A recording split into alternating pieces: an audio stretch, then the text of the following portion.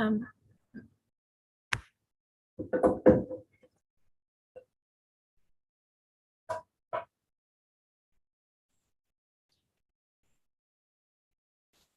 Mr. Chairman, it is 6:02 p.m. and we are live.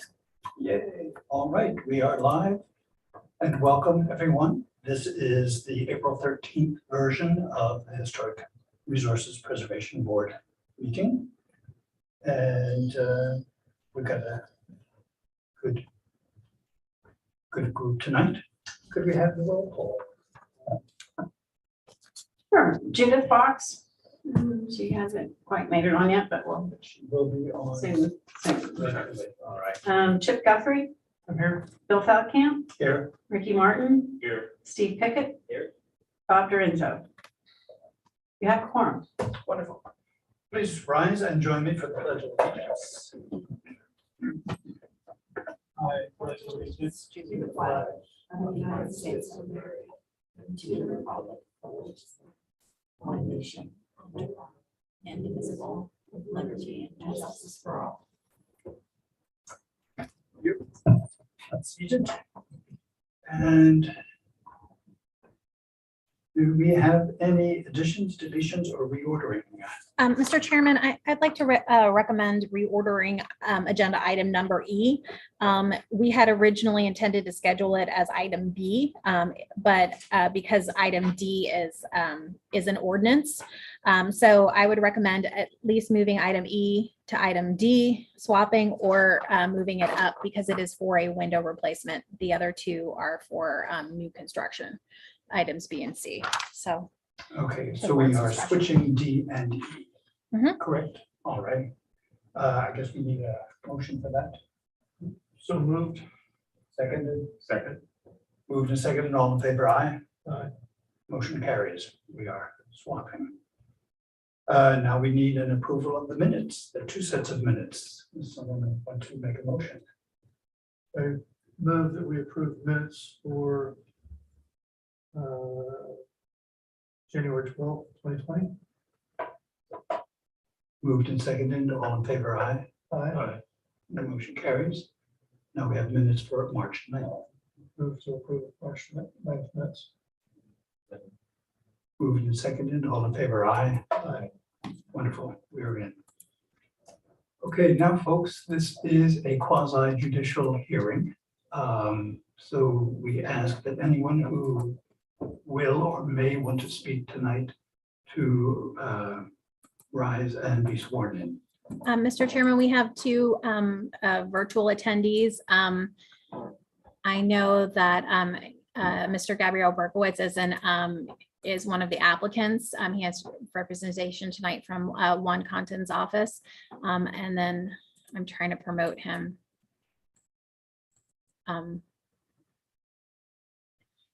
If Andrew, are you here for sorry, I didn't mean to mute you. Can you, both of you, please turn on your video and unmute yourselves? You'll need to be sworn in if you'd like to provide testimony this evening.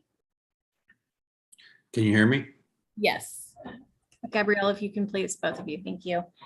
Aye. So anyone in the chamber who wishes to speak, please stand and raise your right hand.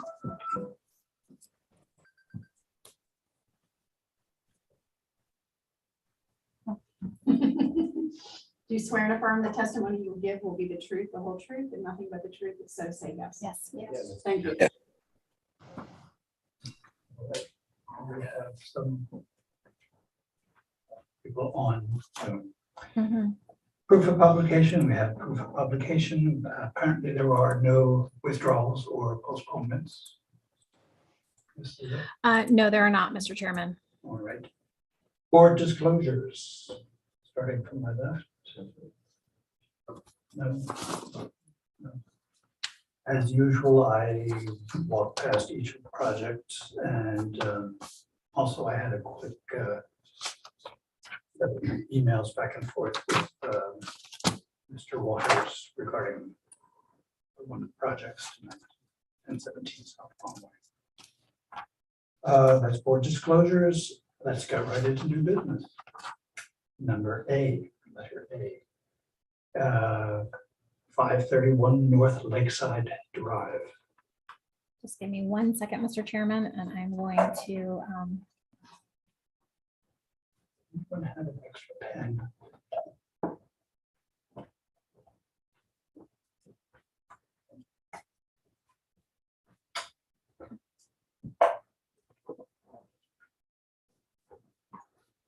okay, so good evening. As you stated, Mr. Chairman, the item is consideration of a garage door and French door replacements for a building located at 531 North Lakeside Drive. The subject property is a contributing resource within the Old Lucerne Historic District and is located in the single family residential. You can see the location here on the west side of North Lakeside Drive, just south of 6th Avenue North. And that's, sorry, it should have been the Northeast Lucerne District. I apologize. And you can see here some of the original property file documentation for the property. Here is the Mediterranean Revival structure. Here is the current garage door. They are requesting to replace the door. The French door replacements actually can be approved administratively. They were just thrown in. So if so there's one development order for the project with the replacement of the French doors and the garage door. So the applicant is proposing to, because of cost, to not replace the door with a carriage style door, which could be administratively approved by staff, but instead replace it with a more modern wood trim roll up door with decorative hardware attached to make it look like the door will open kind of in a split door configuration. Here is an example of where there were French single French doors were. They have a security door. The security door will be removed, and then the French doors will be added. French door types. So staff is recommending that the board discuss the proposed garage door hardware presented by the applicant to determine if the applied magnetic hinges and handles depicted in Exhibit C in the staff report effectively replicate the look of the carriage door hardware and appearance. And then further, staff recommends that the Hrpb discuss if the recommendation that the proposed door should have a applied matching trim in either the wood grain or white to more accurately replace the door. And of course, we are recommending approval of the 2 French door replacements because those could be administratively approved. Here are the conditions of approval. I wanted to go over one of them with you. Hardware and applied trim shall be installed in a manner to replicate the, excuse me 1 second, my little thing is, there we go, to replicate the historic carriage door, garage doors as approved by staff at building permit. The applicant shall provide at permit the exact configuration of the trim, door, color / grain, hardware, and dimensions and depth of all trim of building permit. So we can go back through the pictures. The applicant is, let's see if we have an applicant here.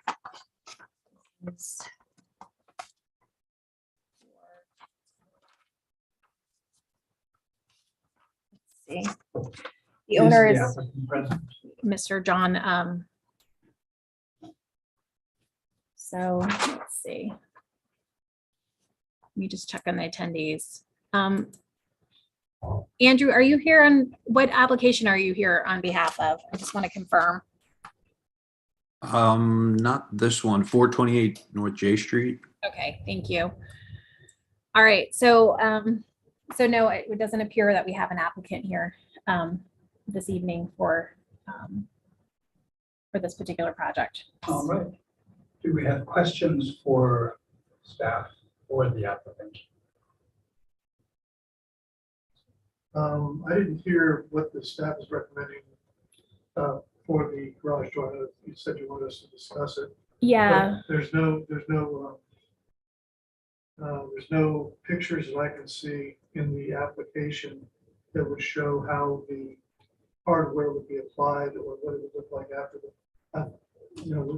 the 2 doors are diametrically opposed to each other. So staff originally recommended denial of this application at permit.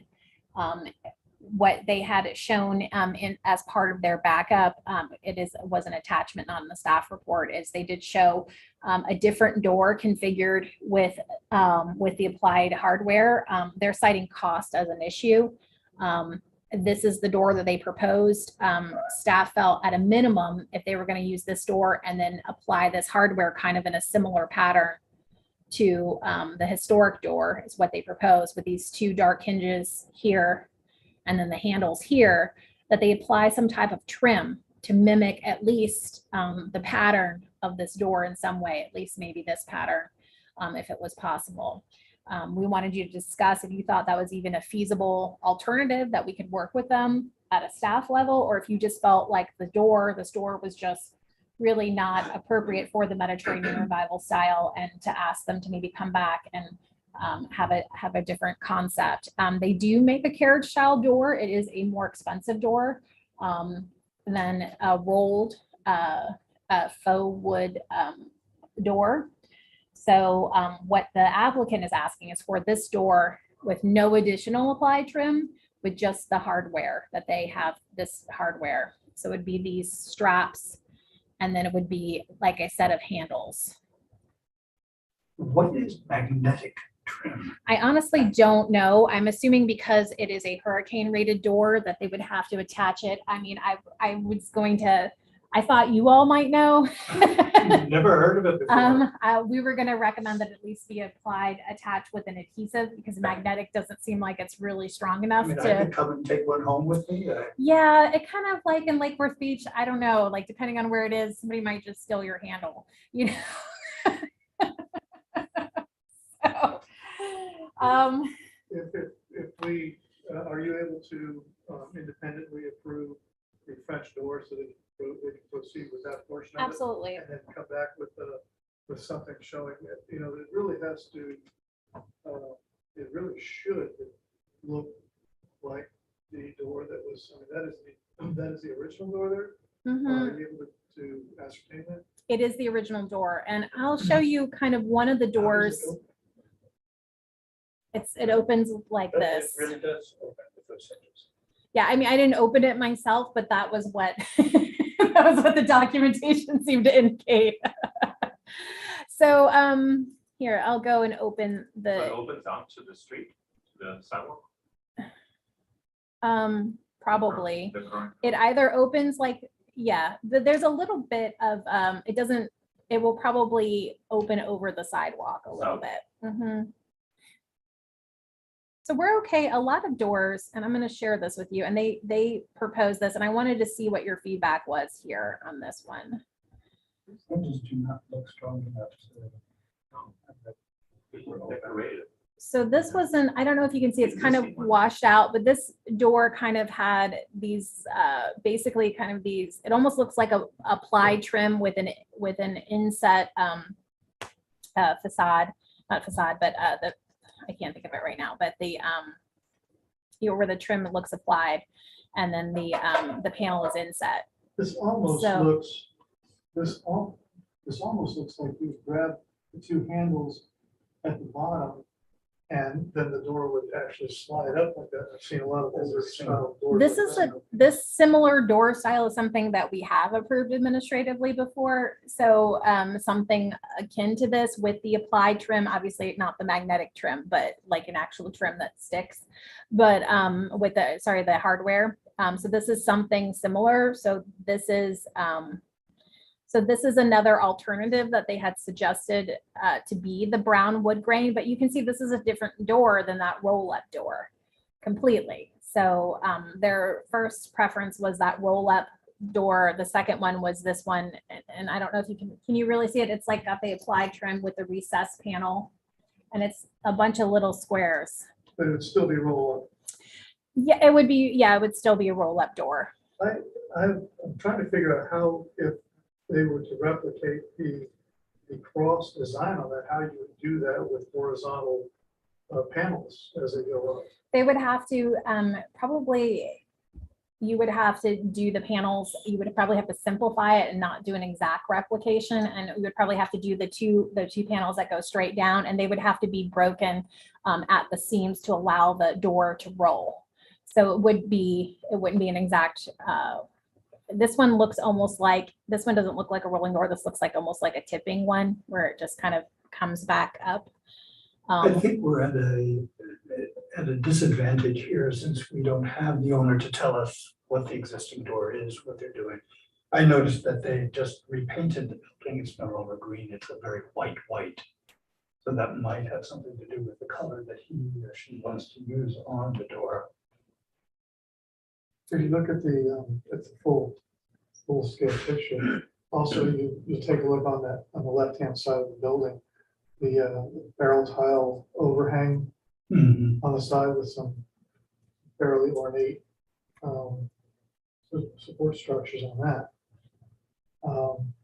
With the arch- Is this something we'd want to defer to until we get to have the owner here? I would recommend that you all continue the item and then we can ask them for some more input. But before bringing it back as a continuation, if you guys have some thoughts or some recommendations we could convey, because I think you can see, I mean, this looks it looks like a wooden structure. There are modern carriage style doors that get you a little bit closer that still are hurricane rated, that have a more historic look. But the problem with the door that staff felt is this is really something that would work better on a almost like a very modern, a high modern home, not really a Mhm. Mediterranean revival. So And it's, this particular house is very well restored, or perhaps in its It's original yeah, condition. it's contributing. It's definitely a highly contributing house. I agree with staff. Is there a reason? I don't know. We noticed them of it. They were very eager to get on the agenda. I do know they were primarily represented by their contractor, so their contractor may not have been able to come here. So I'm not sure why they're not here. So we can let them know that's very important for them to attend next Could time. we have consensus that we'd like them to see, to submit a better representation of what the end product is look like? Yes. Yes, Because this does not show hardware on a different page. and tell us what magnetic hardware. Okay, I move to continue. Moved and seconded. To continue. All in favor, aye. Aye. Opposed. Motion carries unanimously. Alrighty, that was quick. Item B, this is for 1017 South Palm Way. Do we have folks in the audience for 1017 South Palm Way? Yes, we do, Mr. Chairman. We have the architect here, Denise Gravy, and then we have I think we have the client as well. Is Andrew the client? Nestor. Oh, yeah, Nestor I is. don't think she's gonna be able to make it. Okay, all right. So the architect is here. So I'll go ahead, Mr. Chairman, if you'd like to read the item, and then I can start with the presentation. All right. Item B is Hrpb project number 22-001-00147. Consideration of a certificate of appropriateness for a construction of a 3,600 square foot single family house at 1017 South Palm Way. So good evening, Mr. Chair. As you stated, this is a construction for a new single family home. This particular house is located in the South Palm Park Local Historic District. It had previously had a contributing structure. You can see the location there and the structure there. It's in a single family zoning district. Here's the current survey that shows it vacant. You may recall in the spring of 2021 or that summer, we notified you that the property had been condemned by the building official and was subsequently demolished. Here's the proposed single family structure. Here's the general site plan. What's interesting is that, as you know, that the South Palm Park district is in a flood zone. And so this is within a flood zone. So the new FEMA requirements, let me go for my notes. Denise, what is the base flood elevation here? The current is 6 feet and then the pending is 9 feet. Right, so the 6 feet would be 6 feet plus 1, so it'd be 7, and probably we're looking at, are you guys proposing to build to the new or the proposed standard with this? The 10-foot. The 10-foot standard. So a lot of folks are choosing to go with a more restrictive standard. As you may be aware with the FEMA floodplain maps, there was revised maps published in 2016. Those maps were formally adopted in 2017. FEMA has done some additional modeling recently. They published their maps last January or January 2020. I can't remember. I think it was January 2021. And those maps now they're going through the public hearing adoption process and have been challenged. The county has brought up some data that they're challenging the maps on. So we'll see at the end result of, we're not sure when the new map is being adopted, but it is very expensive if you're not at the correct rate with your flood insurance. So, and it is a requirement for new construction. So you can see here's the general configuration. I will mention that this particular home takes advantage of the 0.05 FAR bump for a green building in this proposal. And you can see that the parking is a front loaded parking with a garage. Is that FAR or square footage? FAR. Yeah, so you can see here's the home. It's going to have a rear pool. So staff has done a preliminary zoning analysis. We weren't, just to make sure it generally worked. It appears compliant with the zoning requirements. However, formal zoning review will occur at permit.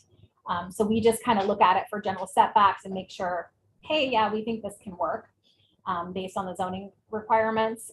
As you may recall, the scope of the authority of the board for single family homes is related to architectural appropriateness. And so when you issue your COA, the site plan won't be final. It'll just be for the architecture and the massing of the structure itself. And then the final building permit review will give the approval for the structure and all improved surfaces. So that's the general site plan there. You can see here's a rendering.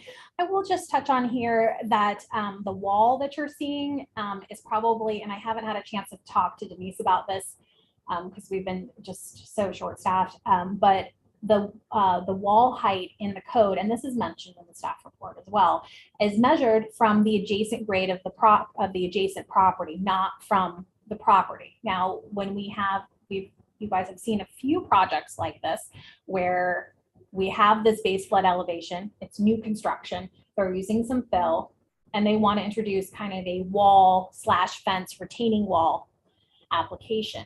So really probably for this particular structure, that front gate, security gate and driveway gate probably won't happen at that height. The front fence requirement, is about 4 feet in the city in the first 20 feet of the setback. And that's measured from the adjacent grade of the adjacent property owners. And then they can have a 6-foot fence. And that 6-foot fence would be again measured from the adjacent neighbor. So with the fill level, there will basically be a retaining wall but they won't be able to have a fence on top of their retaining wall. So that's it. It's the retaining wall and whatever that height is at the 6 feet. So so that's something we need to touch on. Is there a streetscape available? Yeah, so this is the rendering. The streetscape is, here's the architectural rendering. This is a modern prairie style structure. You guys, the board may have recalled that we brought this for a conceptual review and there was some feedback. So that's part of staff's recommendation, is to make sure the feedback that you all gave, you feel confident that it's been addressed. You can see here's the streetscape.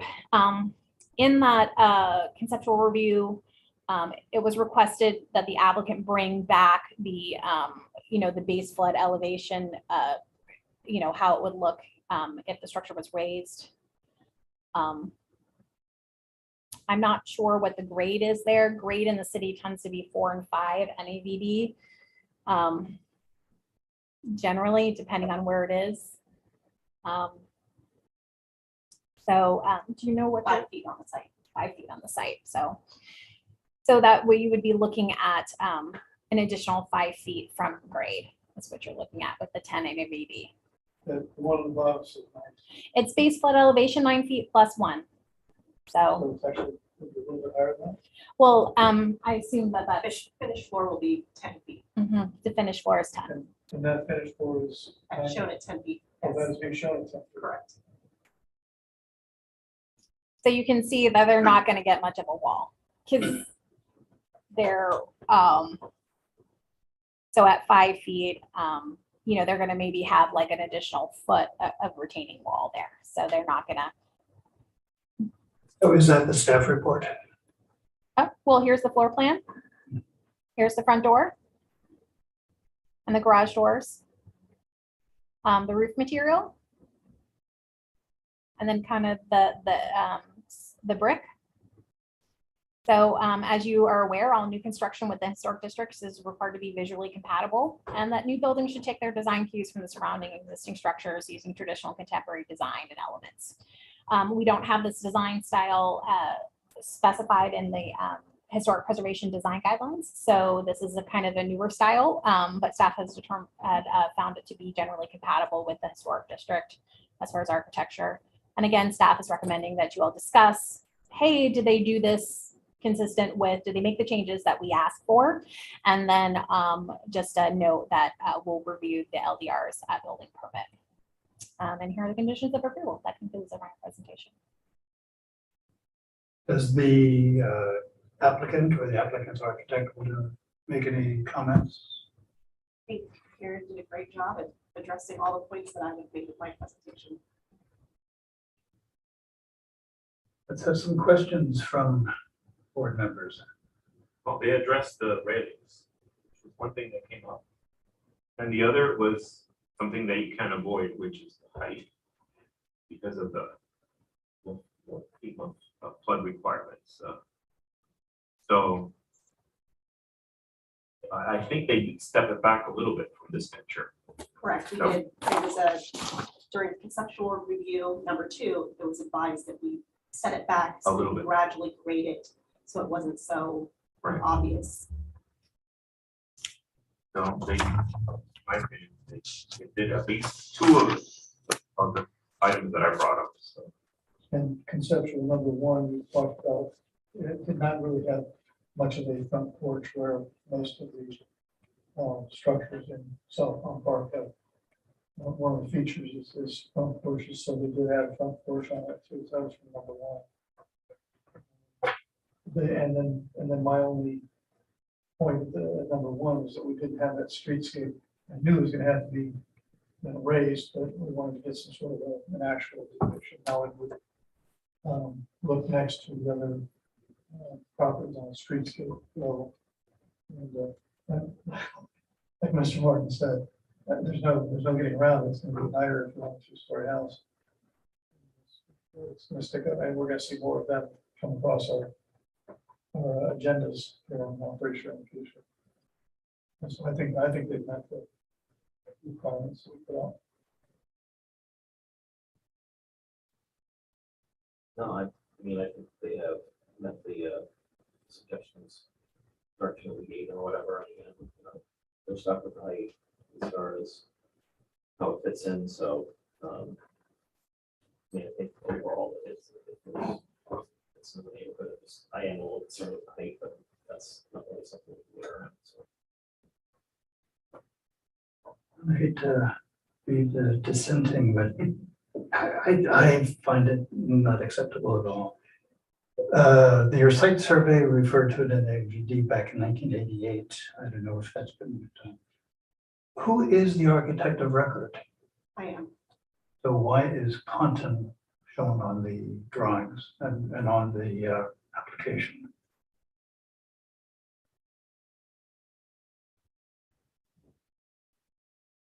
In the staff report? Mhm. Oh, it was probably a typographical error. I apologize. We're really trying to, Denise is in there and I thought we Yeah, it was just, Architect is listed several times as Mr. Conton. yeah. For this one? Yeah, right on the very first sheet, it says, Yeah. Okay. Jen's copy. I'll talk about, I'll make sure that we correct that next time. So Denise is the architect of record, Denise Cravey. So it was a typographical error. So. The first problem, which is a very simple thing, is there are no steps between the garage and the front entrance hall. Your drawing, it just doesn't work. All right. If you take a look at your drawings, at your plans, the garage is 5 steps lower than the front entrance, unless you've done some very strange grading to the garage. That all will be worked out during the construction documents. I think it needs to be worked out now. We're gonna have obviously flood vents in the garage because it is at a lower level of the heading base part elevation, and then there will be steps in the garage. The staff comments allude to walls fencing depicted in a rendering not consistent with the LDRs. I mentioned in the earlier that I had some emails back and forth with Mr. Waters. And according to Peter Ringel, the proposal to raise the elevation of the lot would not violate any FEMA regulations since it is not a coastal A flood zone. The new map proposed finished floor elevation for the property will be at 10 feet NABD. Because it is a flood zone, we asked for a certification that raising the entire lot will not increase the flood risk to the neighbors. Now, I don't know where that certification is going to come from, but I don't buy it. The building code says anytime you have a walking surface more than 30-inch elevation drop on one side, there must be a guard to prevent people from walking over the edge. This will make the wall and guard be 8 feet high. So which means that your neighbors on both sides will have 8 feet walls. The retaining wall and the required railing, guardrail.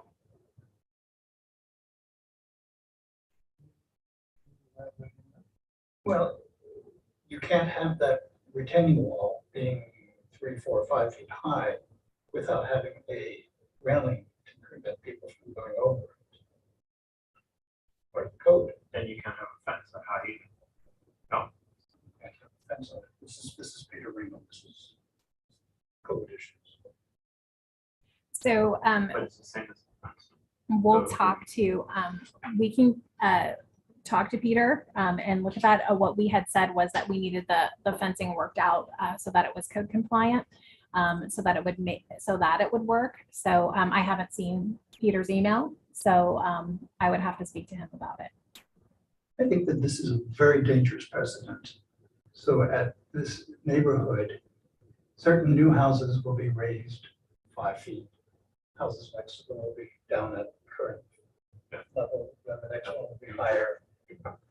And eventually you'll have 4 high ones in a row and then a low one, which will get all the water. I just don't think this is a successful plan, period. We have other projects that have come in front of us. I'm thinking of one around 3rd Avenue North and Lakeside, where likewise the elevation, finished floor elevation, or the grade was around 5. And the grade is anywhere between 4.8 and 5.6, according to your 1988 survey. That one had the garage down at grade level, had the main floor areas at 4 or 5 feet above, with the walkway out to a pool, which was likewise raised, and then above the garage were bedrooms. So if you all remember that particular project. There was another project down on South Lakeside, which was similar. Actually, I think it was the printed house, where the grade, as you approach the neighbors, was as the neighbors grade. The garage, there's no reason for a garage to be raised above the grade level, which can be down at 5. And the entrance hall it's not a habitable space, so the entrance hall could be down at 5. And then raise The porch. The porch. yeah, the porch could be at 5, although the space behind it is going to need, if it's habitable space, would need to be 4 or 5 feet higher, 5 feet higher. So inside the porch. Or the steps could be inside the building, for that matter. It's habitable space must be up at the elevation 10. This, in my mind, becomes a split level. You've got garage down at grade level, you've got something up at elevation 5, and then you've got something on top of the garage. This is a dark But job. how do you resolve the sides? The site needs to remain at the elevation of its neighbors. And then, If he has to build a house. So most of the projects that have come in have had some fill. We've not had a single project in the south with no fill at all. Now, this does provide for probably a higher level of fill than we've seen. And one of the projects, which was on the intercoastal, had the first building at a lower level, but the rear building was had fill as high as this in the back. So most of the ones that's come in the flood zone have had fill. It's difficult unless we're going to, because what that gets into is at 5 feet. When we're looking at 5 to 6 feet, we're looking in height, we're looking at almost putting basically an open parking or open garage all on the bottom floor. This is something they're struggling in Miami Beach, because what happens is that then your street front then becomes cars and garages all on the bottom floor, and is also not compatible in that way. So if you don't allow any fill, that's what you get in balance. So, I mean, I think that we could probably, if you all wanted to discuss and provide some direction, maybe to reduce the fill so that they could have the railing that Peter described. Or maybe even one of the things we had suggested to Denise was to step it down and terrace it, and maybe terrace it on the sides a little bit more. There's some other alternatives that can be Do you applied. have access to the project that came in a few months ago that you can bring up on your computer? At 3rd Avenue North and Lakeside, Yeah, or the printed house? those, I know those had fill. To go and pull them up and find them. I mean, they're in I think the architect archives. needs to study those because they are successful ways of dealing with this Mhm. without being up on So stilts.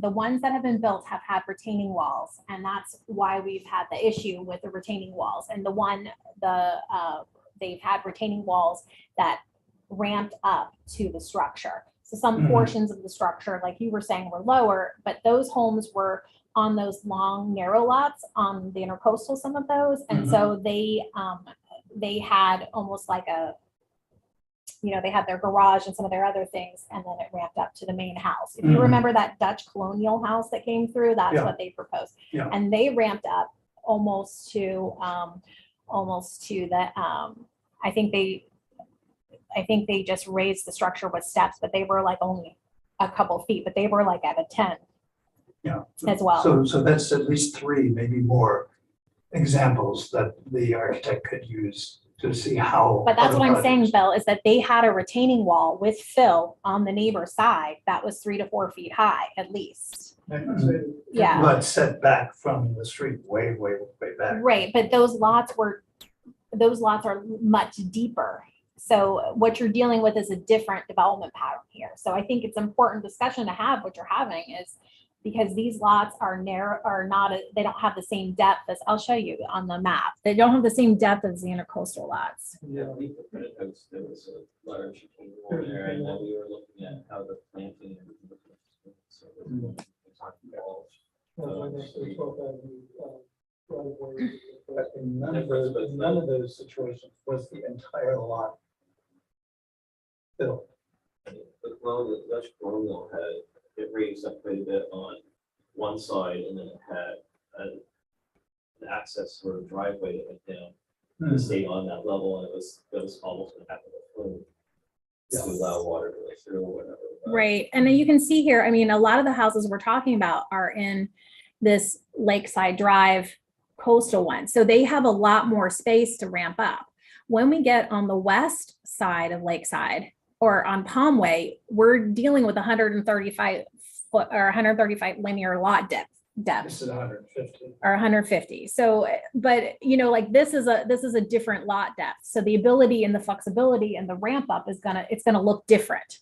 So, I mean, some of the things that we've talked about in the past have been, because we probably eventually, like Miami Beach has a whole typology study and sea level rise adaptation and floodplain, and it's a problem because you change, and this is part of the benefit of the historic district is for the existing structures, they can have the base flood elevation and still do additions, is that you keep that streetscape and, that pedestrian feeling of windows and doors on the floor. So a lot of what's happening in Miami Beach with their typology is coming in is they have 10 to 12 feet of garage and open air. They have houses on stilts now. And so all they get is parking.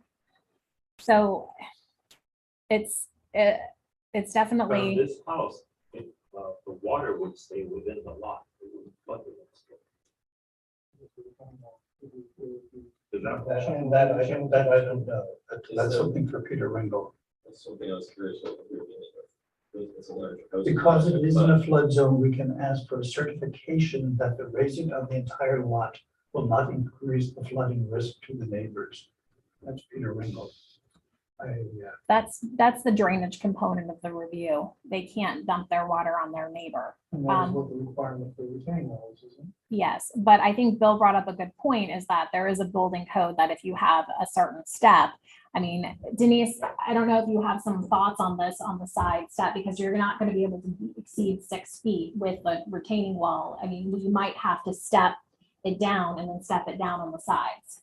So to be able to meet building code, because you can't have more than, I think it's like a 2 foot step without so you might have to have a 2 foot drop on the side yard. 30 inch. And then you might have to do a retaining wall within like a railing, or a wall on the second step down to be able to meet the adjacent grade wall height, and then to also provide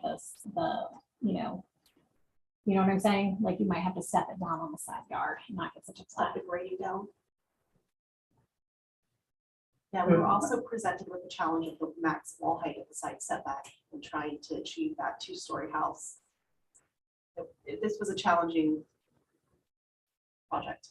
These are going to continue to be challenging because of, you can't, if we're going to allow infill and allow construction on vacant lots, it's a little harder. So do you have a preference for as far as would you rather see it step down or grade down at the side and then have the wall and then maybe have like a ditch or something, or have. Put the rendering in. Sure.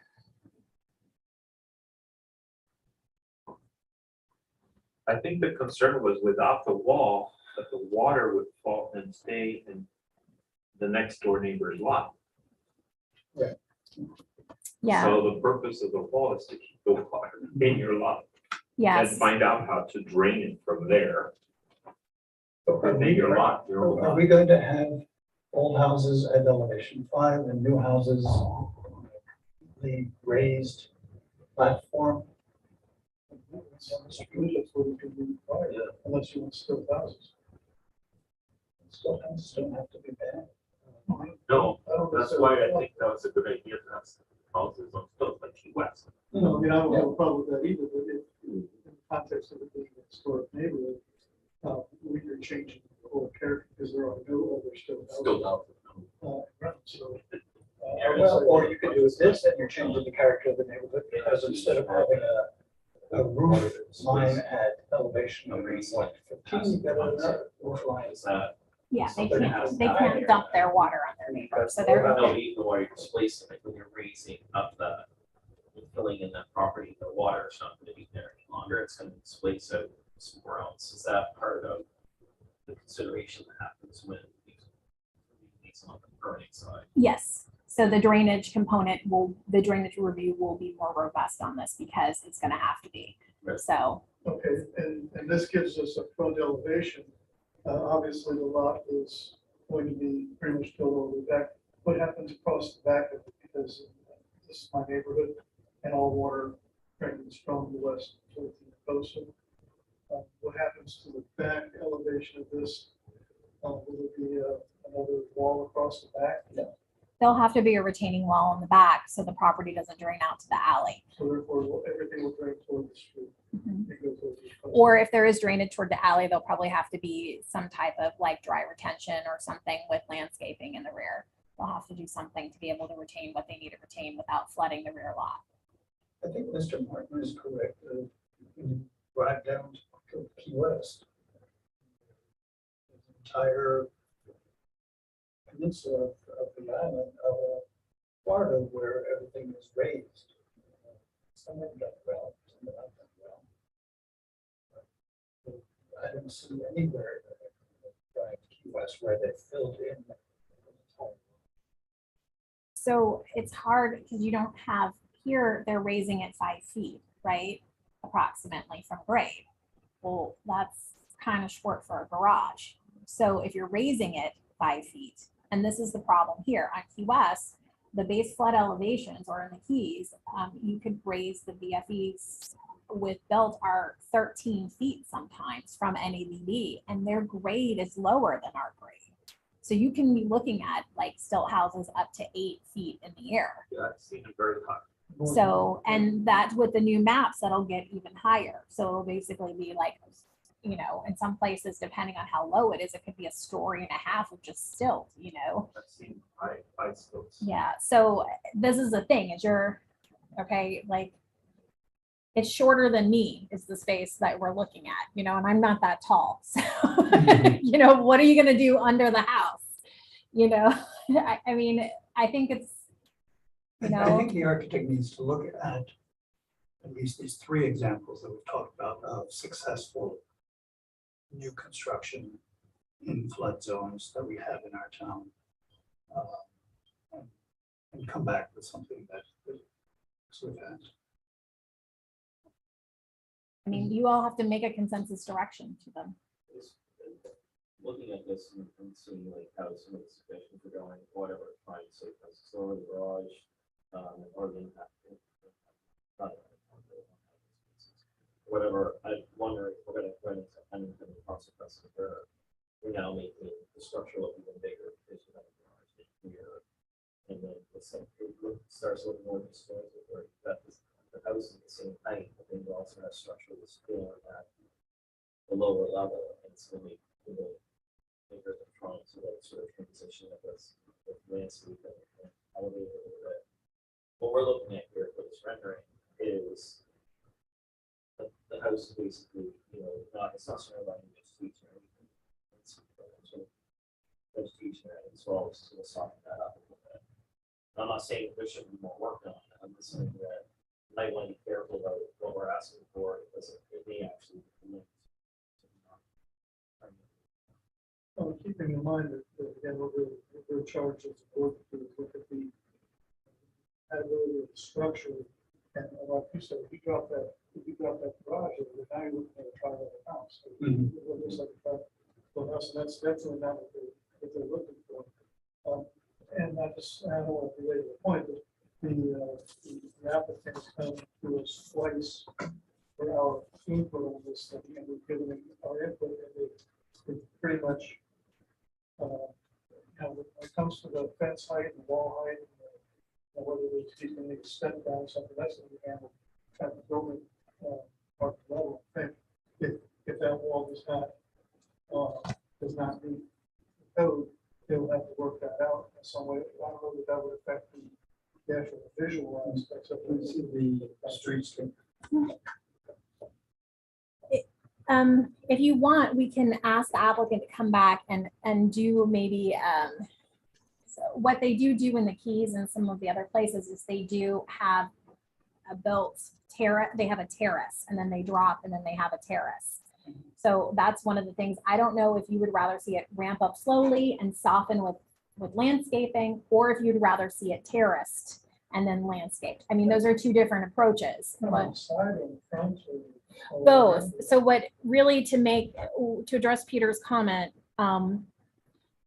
you would have to almost, you would either ramp it down or you would have to terrace it and do a double retaining wall. So you do a wall at the property line and then do another retaining wall, like almost like a step flat that would step down.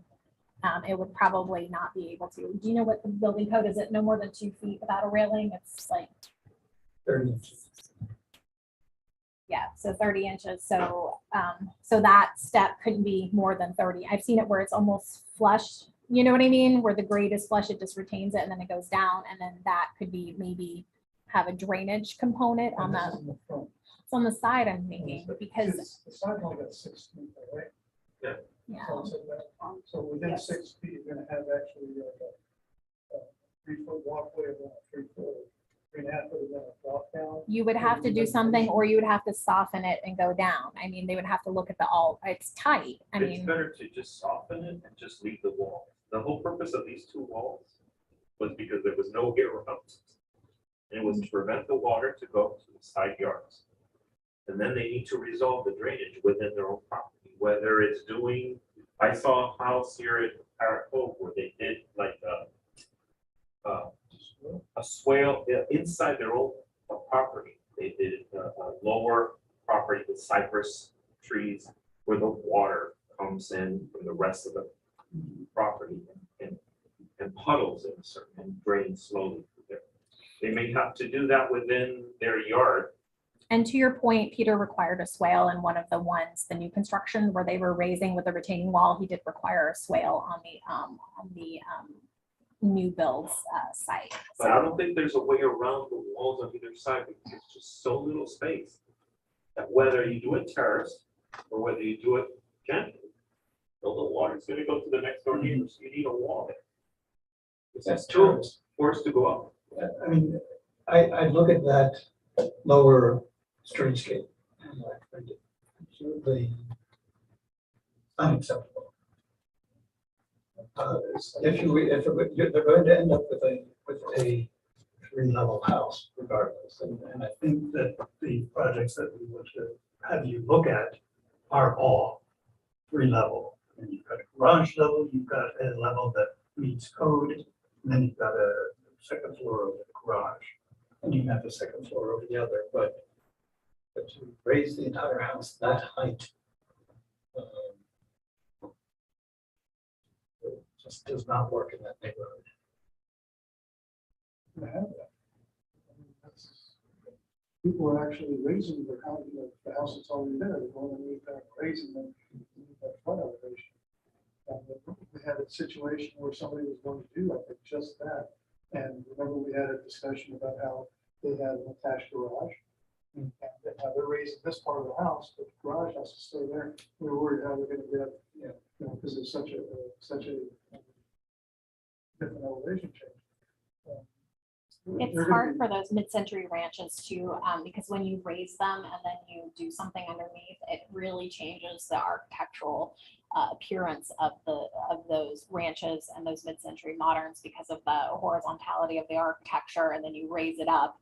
It kind of like they've done some stuff in St. Augustine on that, and it looks kind of weird. I'm gonna tell you. You know, Like you have the living quarters, and the roof line that's over the living quarters, and then if you bring the garage to Great. a grade, so it softens it, does that disqualify because the rest of the structure is above it?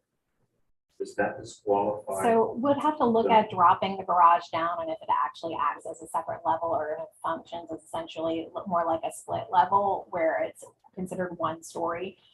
Only 2 stories are allowed in the zoning district. So that's the problem is so what the ones that you were looking at though, those were on the really long lots. So the garage was like, it was like an accessory structure that was built forward, that was 2-story, and then it ramped up to the principal structure of the main house. And And that would work perfectly well here. so you would want them to do like a detached garage or because, yeah, I don't know how to help you guys take your thoughts and then you give them direction. So I think you guys just have to come to kind of a consensus because what you're saying is, yeah, Isn't the drainage gonna be handled through, I mean, and the wall height, things like that? Yeah, that'll be That's handled more at of a permit. landscaping, that's more in construction, site planning, review, and things like that. We're looking at, the guy wants to put a house with these particular architectural features on it. We asked him to change, make it forward, set it back, soften up the railings, and they've done all that. But we didn't like the original idea did not look anything at all like this. And people made comments that looked like it belonged out 441 area, those developments on there. And it's changed quite a bit. It is morphed into something that is a much more compatible with the neighborhood. And I would say, let's let the building department, Peter Ringo does have good handle on it. It will figure out ways to make the landscaping and everything else work. I don't see any way around putting the retaining walls in. And the retaining wall will, Does the retaining wall have to be the entire lot? no, I mean, it does. Can it be? How are you gonna drain everything out to the street? And if you don't, if you're gonna drain to the alley, then that could cause problems. If you're draining to the street, that will all just. But the projects that we were talking about, At a swale, said. had swale and had defined areas that were raised. Will Well, the swale be above the base, be above the base, the bottom of the swale, be above the base elevation we're talking about? But something that's actually going to go below the street level of the It need not be a swale, it can be Retention, like a retention. or what is it, when they dig out and No, put it in ground no, you don't have below. to raise the entire lot, do you? You have to raise the entire lot? they're gonna slope, they're sloping it to the front elevation. But only the structure where you build it has to be elevated. Yeah, the finished floor elevation, so the rest of the lot doesn't. So, I mean, I understand why they'd want to keep the pool area, but what you Yeah. could recommend is like they kind of have their amenity area. From what I'm hearing from kind of over here is that you would want to maybe from this point back slope down and maybe do like, encourage maybe a little more drainage Or here. they could do it on the front too, so And- that they can break the elevation, the look from the street. Yeah, they're doing a slope up So there's not here. a wall there. So they are sloping up, but this wall would not be able to probably, this is what I was saying is this wall is too high. It can only be 4 feet from the grade. So this may not even, they're not going to have this gate here. It's just going to be flat or just like a lip to retain the water. So, but from what I'm hearing from the discussion is that you would like it to slope down on the sides to maybe look at some water retention or systems to mitigate adjacent flooding and then soften with landscaping. And then, so you could do maybe a swale along the side that could go forward to the street or could go to the rear and you could have a dry retention with some limited outfall. Those are some options. You know what I'm saying, Denise? Like there's some, so from what I'm hearing from you three is that this kind of softening plantings and then a drainage system that ensures that's integral to the landscaping. And then softening on the sides, Control. right? But look at the side elevations of this house. Neither side, there's just a bunch of windows looking at it, nothing. There's no need to have grade coming up to floor level. The grade at the sides of the house could be right down at elevation 5, but you've got a. So that would extend those So the area below the windows would be like almost 8 feet to the out of the windows. They could reduce the grade down a little bit on the side, a little bit if they wanted to, because we do measure the height of the structure from the finished flood elevation. So they would not, the wall would appear longer on the sides, but if it's landscaped, it would, so you're talking about, Bill, about having the grade go up to the front and then at the sides kind of go back down again. I don't know that the grade needs to go up anywhere except back in the back around the pool area. There's no need for this grade elevation change. The garage is down at grade, the entrance can be down at grade. This primary bedroom to the left can be up by 5 feet and architecturally you play with it however you want to play with it. original design house. It Yeah. probably is. It's a different design. I mean, this is a 441 house. built on a, I don't know. This is not a house that takes into question the issues that we have with grading and with flooding. I don't know. How do you folks want to make a motion?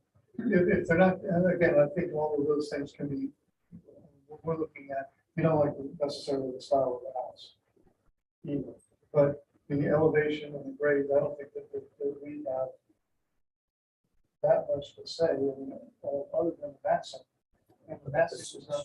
Streetscape, you've got a streetscape photo. And also, I mean, bring back one of the, we had an issue just recently with somebody in the same neighborhood that was doing the same elevation issue. And he also wanted to exceed that as well, but in doing so, that would have taken his house way up if he would have been 2-story, so it was a single-story house. But actually, when you look at the streetscape, it is comparable to the 2-story structures on both sides, even though it was a single story, because he had to come up. And it didn't have to came back a little bit more than we had to. And we're gonna be, like I said, we're gonna be running into this. You have, on this particular structure here, the architecture, you have to keep that roof line much more flat than, than you might want for another house. You might want a 5 to 12, and it looks like to me it's more like a 3 to 4 to 12. And so you have that peak down lower in order to know that that's the street stuff. I think they're doing everything that we've asked them to do, and we just think I don't want to say move the goalposts, but it's at some point let them start building this house. And let the, because he does have to jump through more hoops at the building level in order to meet that criteria we're talking about. And we can add the condition of approval to slope on the sides, the back, and to increase kind of the slope a little bit more. Obviously, they have kind of like a little parking pad there that they're gonna want to be sort of flat at the Where front. is that, in the back? Of No, in the front, there's like a little parking kind of little area there. So, but they could slope more down on the sides, I'm gonna have kind an of. issue. I'm gonna have an issue with, I mean, if you want to talk flooding, again, it's not our purview, but where there is no drainage is in the back. So that needs more of an issue, at least with the retaining walls here, all of this water goes to the front to South Palmway, where we do have drainage. In the back, that is where you are going to affect your neighbors, because there is no drainage, it's unimproved right of way. I've had a river going between my house and my next door neighbors, because we could kayak on reported location, trying to get the city to address that. But and that's all coming from the alley and coming from the other side of Federal, across Federal and down. It's the alley and goes and comes to our yards. So. So you would like a rear swale or a rear dry retention area with landscapes. Or conductor or conducting the water to the front, in other words, through that dune, so to speak. Are you amenable to a condition like that? That would address the needs? Absolutely. I mean, I think so. This house design has nothing to do with the flooding issues that we are. Well, it's the height. Or it makes it look out of place because of the new elevation that's required. No, we wouldn't have been going through this. If it would have been at the same level. Yeah, like the upper one. Yeah. That's the same level as the other one, so it looks like a 2-story house next to the one story. But by adding that extra level, it does take it out visually. But I remember seeing that there was a 2-story house here across the street. There's a 2-story house directly across the street, and he's put up a retaining wall all the way around. If there's a problem with flooding, I think he put sandbags in front of some holes, and he can pump water out of his house over the wall. he's real close to, real close to it. So, so there's drainage that goes down through the coast. Pretty close by, he's 2 miles off of, which is South Park. Well, we see what you see. I see what you see.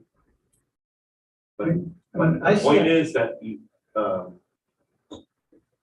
with this new federal guide Mhm. and the future that we're facing in Florida, that is what we'll see more often. And the question is, how do we soften it Mhm.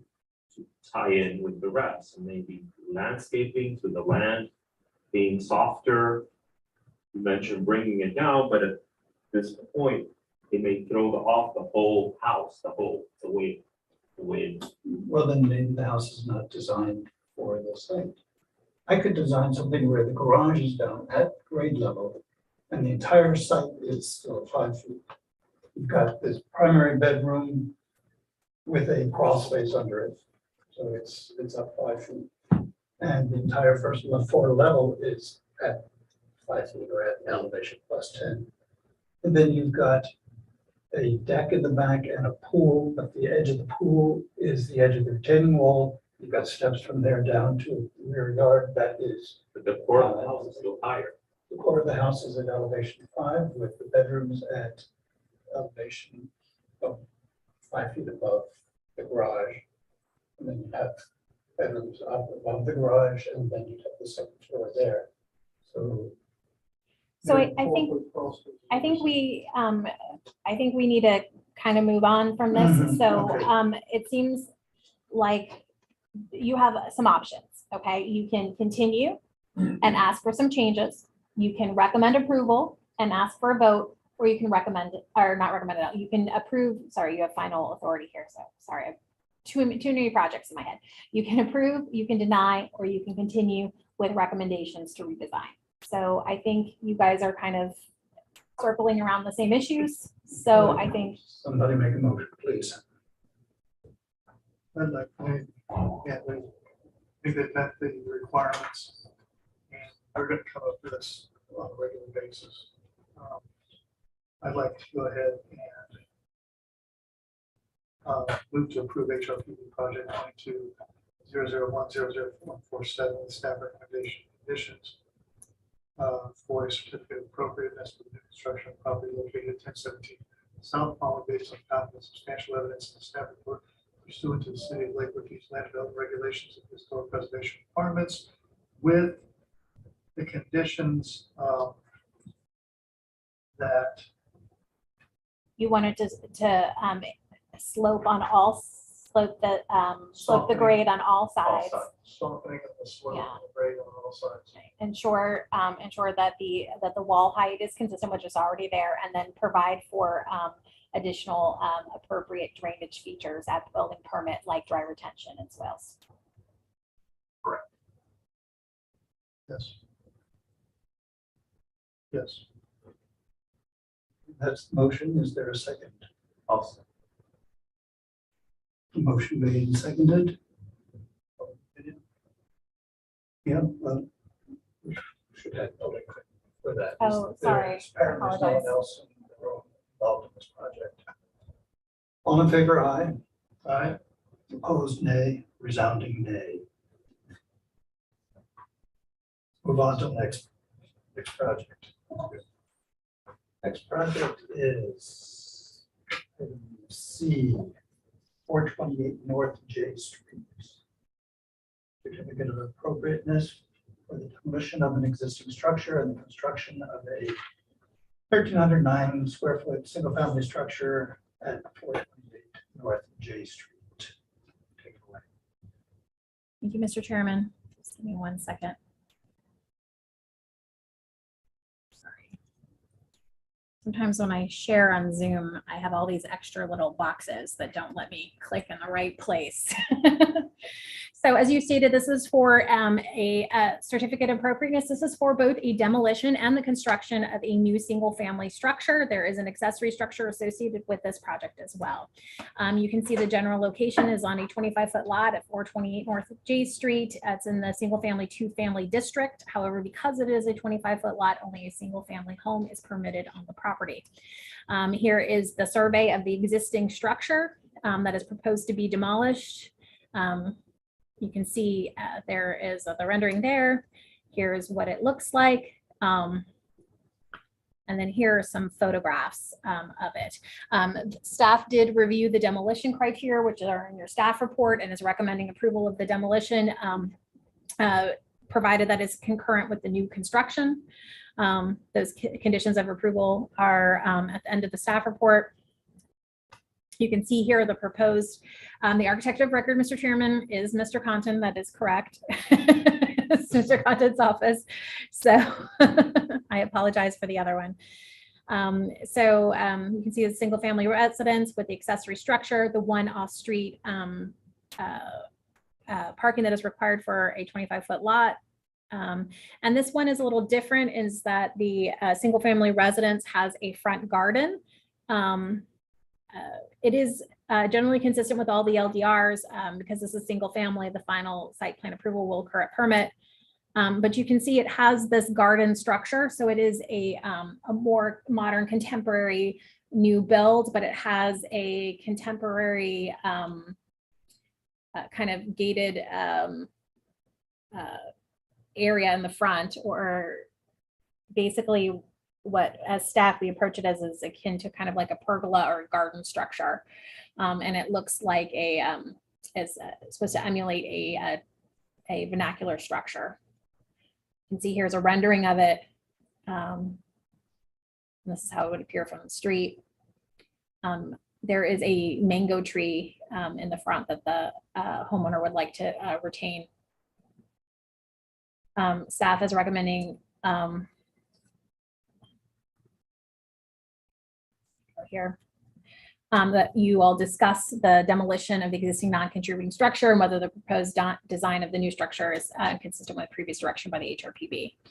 And again, as I stated, the final site plan, impervious surface, and all of that will be reviewed at final building permit. Staff is recommending approval of the proposed application. That concludes my presentation. The representatives are architects from one's office are here to provide a presentation if you'd like one. Okay. Does the architect want to make a presentation? I'm going to Come on up.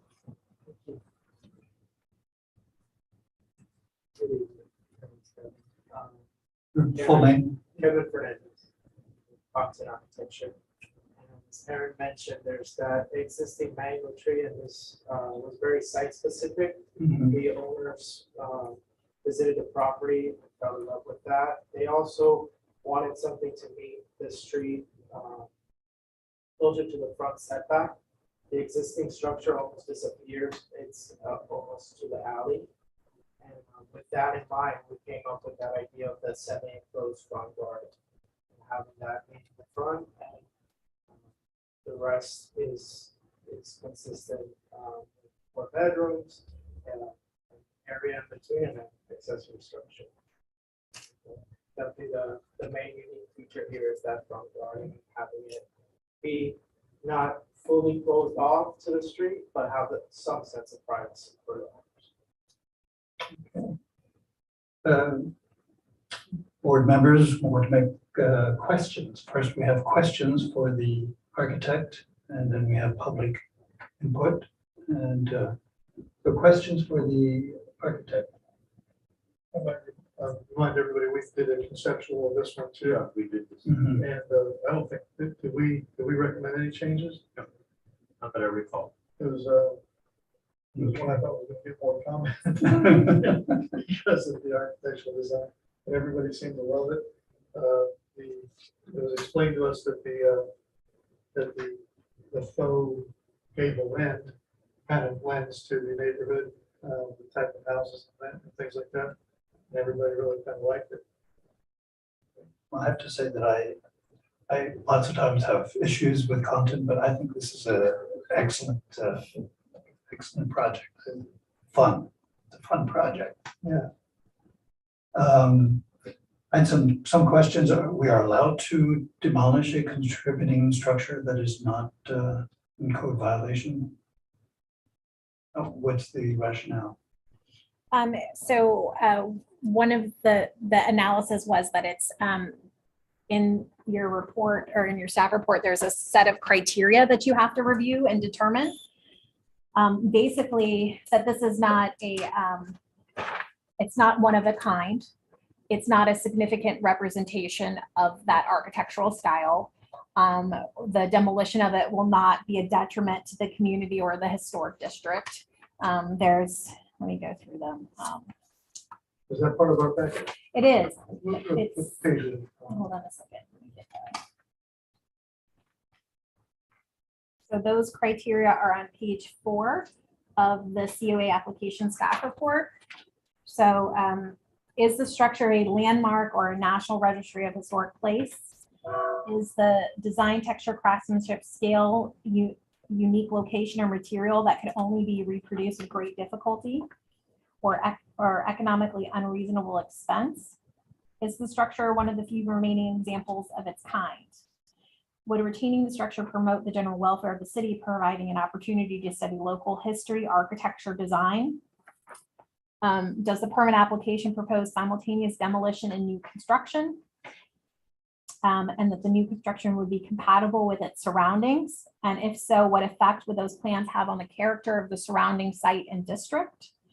Are there definite plans for immediate reuse of the property? And if demolition is carried out, what effect would those plans have on the architectural, historic, and archaeological or environmental character of the surrounding area?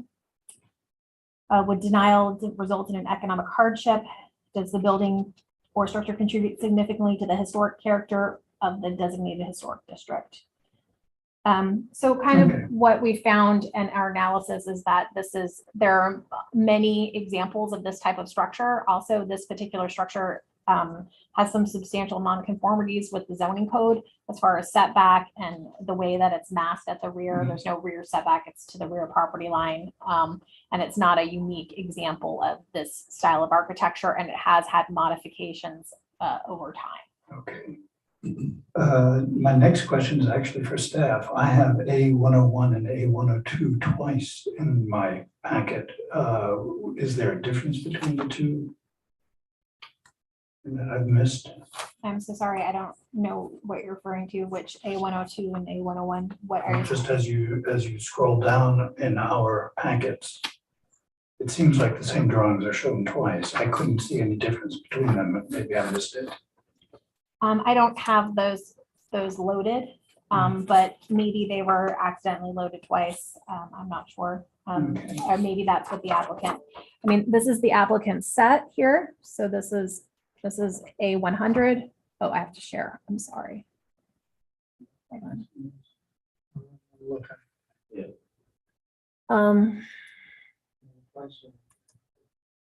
So this is A101 here, and this is A102. And this is A103. What were there? Continue on down. Okay. No, one is 101 and one's 01. Oh, yeah. There's two sets of data.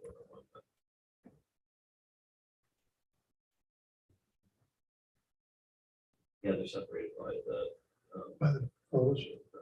Yeah. But is there a difference Yeah, yeah. between the two? No, it just must have been reloaded. It must have been added. Right, I have another couple of questions here. The dates on them. Yeah, many of your windows are fixed glazing, and that's what you're looking for in the newer section.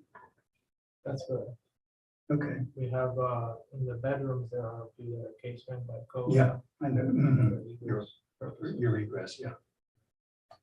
And this is more of a comment than a question. Should we eventually adopt some sort of an ADU code in this town, and it looks like we may be running in that direction, you'd probably be required to provide 2 car parking spaces in the future. It's just a comment. So your design doesn't allow that. So it would never be a viable second unit in the future. The one on the end and then they're considering one on the street. Is the one on the street considered? I believe, yes. There's no driveway. Was one on street. Okay, so then you would have two and you would be acceptable for that. That's good. Okay, but I guess we need to go to, are there issues from the audience? Anyone want to speak in favor of this project or in opposition to this project? Yes. Come on up, state your name and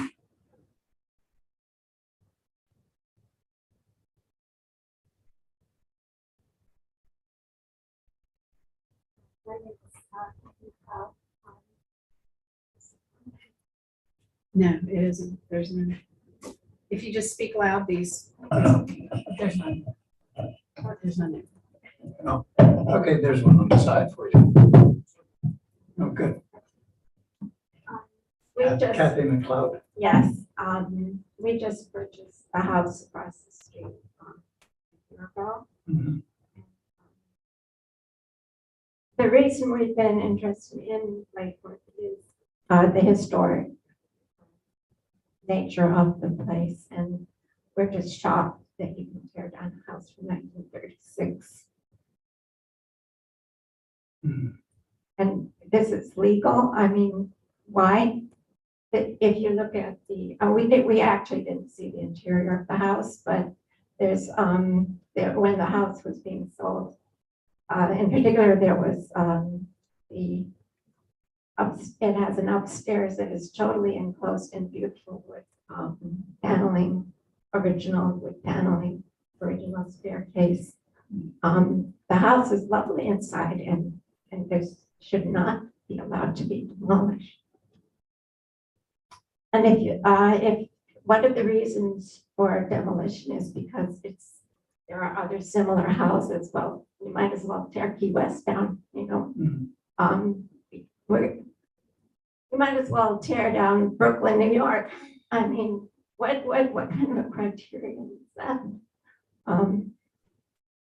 So we strongly recommend that you go back and maybe you need to change the rules because Lake Worth has very small amount of historic architecture, very small.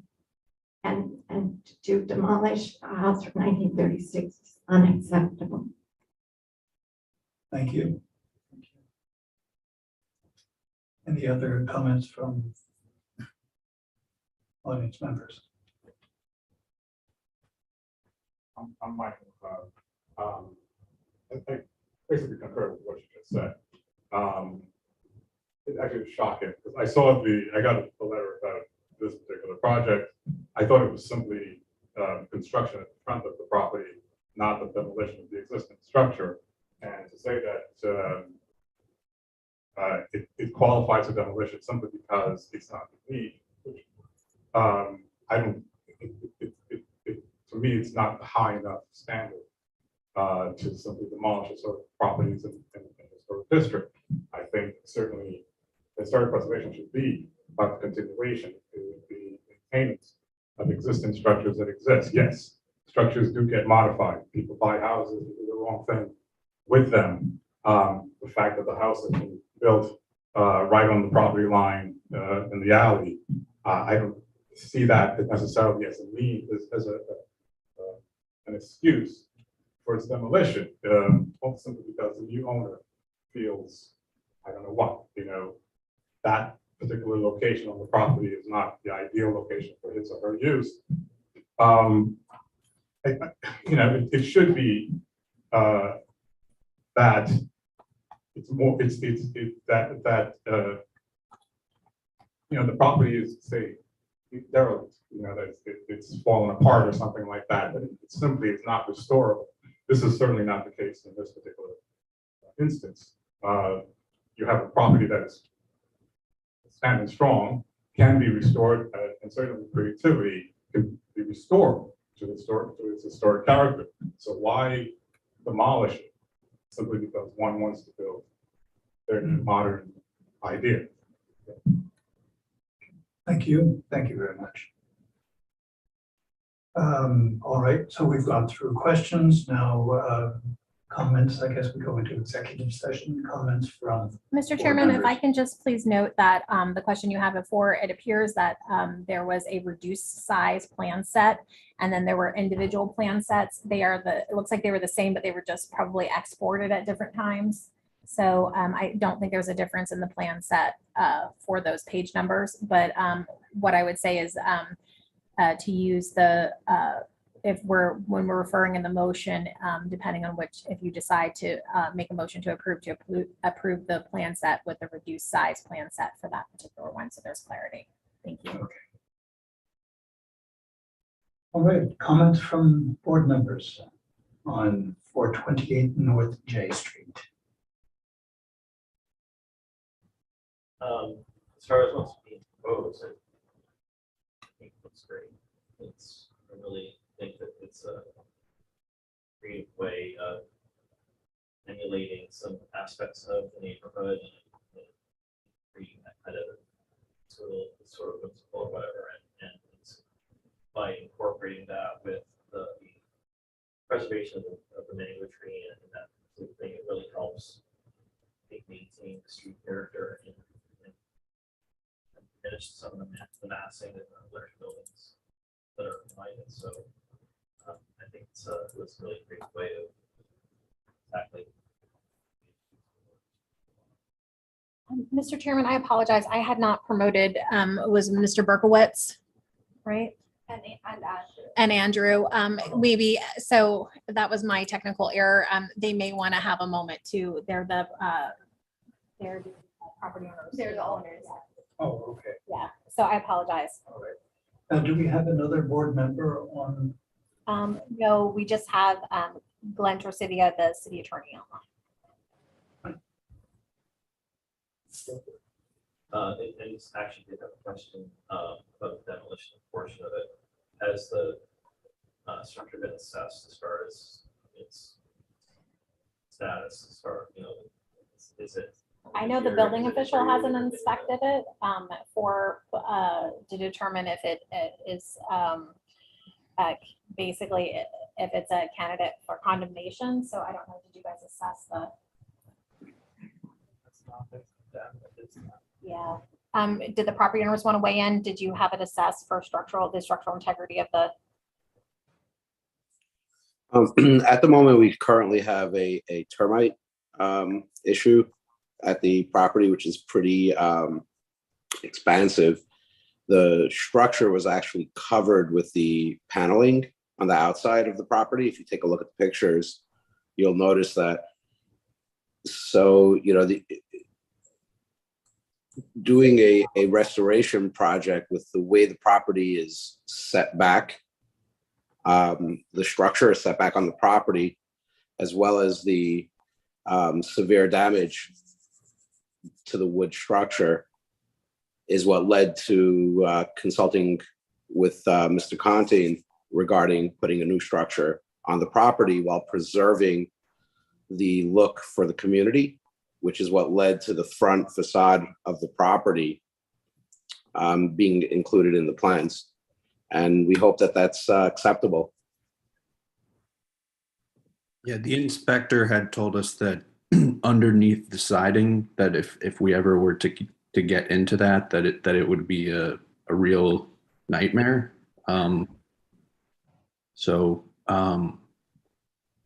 Yeah, I think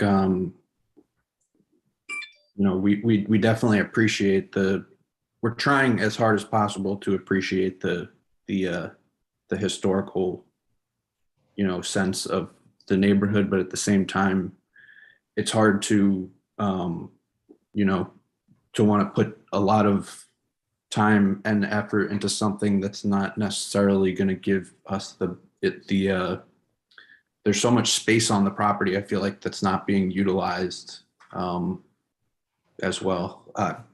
But that's our position.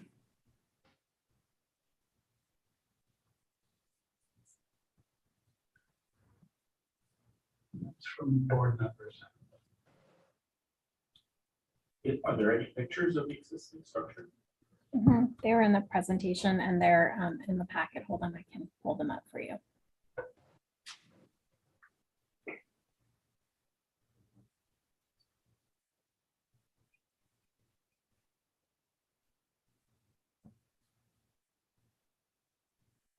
Satellite view shows us how far back it sits on the lot.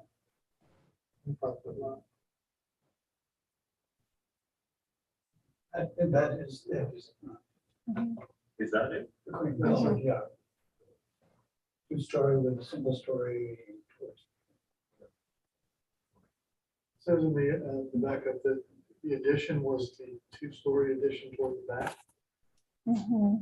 That second story was added, apparently, it was originally built as a single story, and then the second story was added about 5 years later.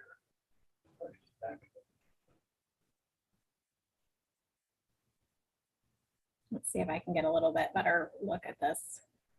I am For you. familiar with the, with the property because it's easily seen from Fourth Avenue North. Work. And, oops, Here, I got a little bird's eye for you.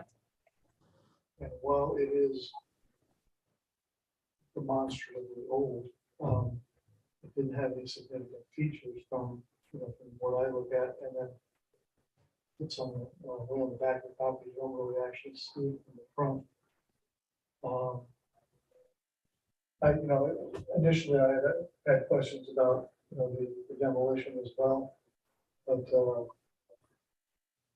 then the way that the property, that the structure is situated on the lot, makes it a little strange because if you were to build another structure on that property, it cannot be,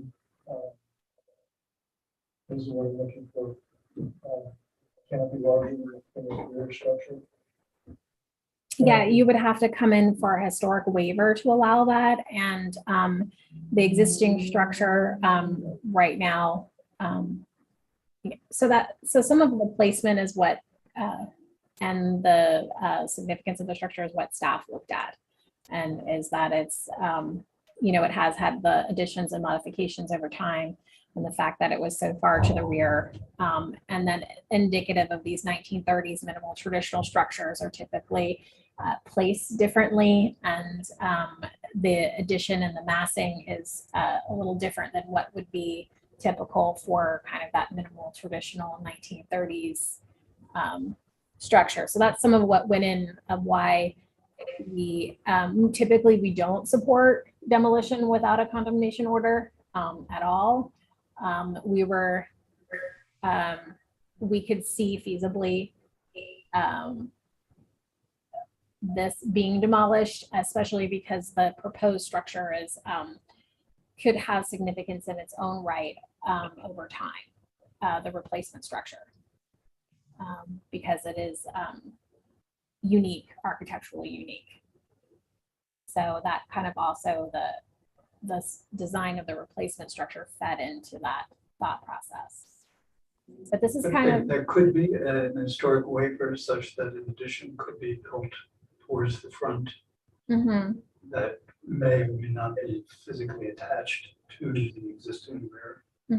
yeah, so this would need, if it would come back with an addition on the front and the restoration of the rear structure, it would need a historic waiver for side and rear setback. The parking would need to be on the front, not in the rear, because it would require one off-street lot, and it would be a substantial improvement, so they'd be required to come into compliance with the zoning code except where historic waivers were granted. So they need an off-street parking space. The parking would be in the front. Isn't lack of parking grandfathered? Not if they want to do an addition. Once they do a substantial improvement, then the zoning comes in place.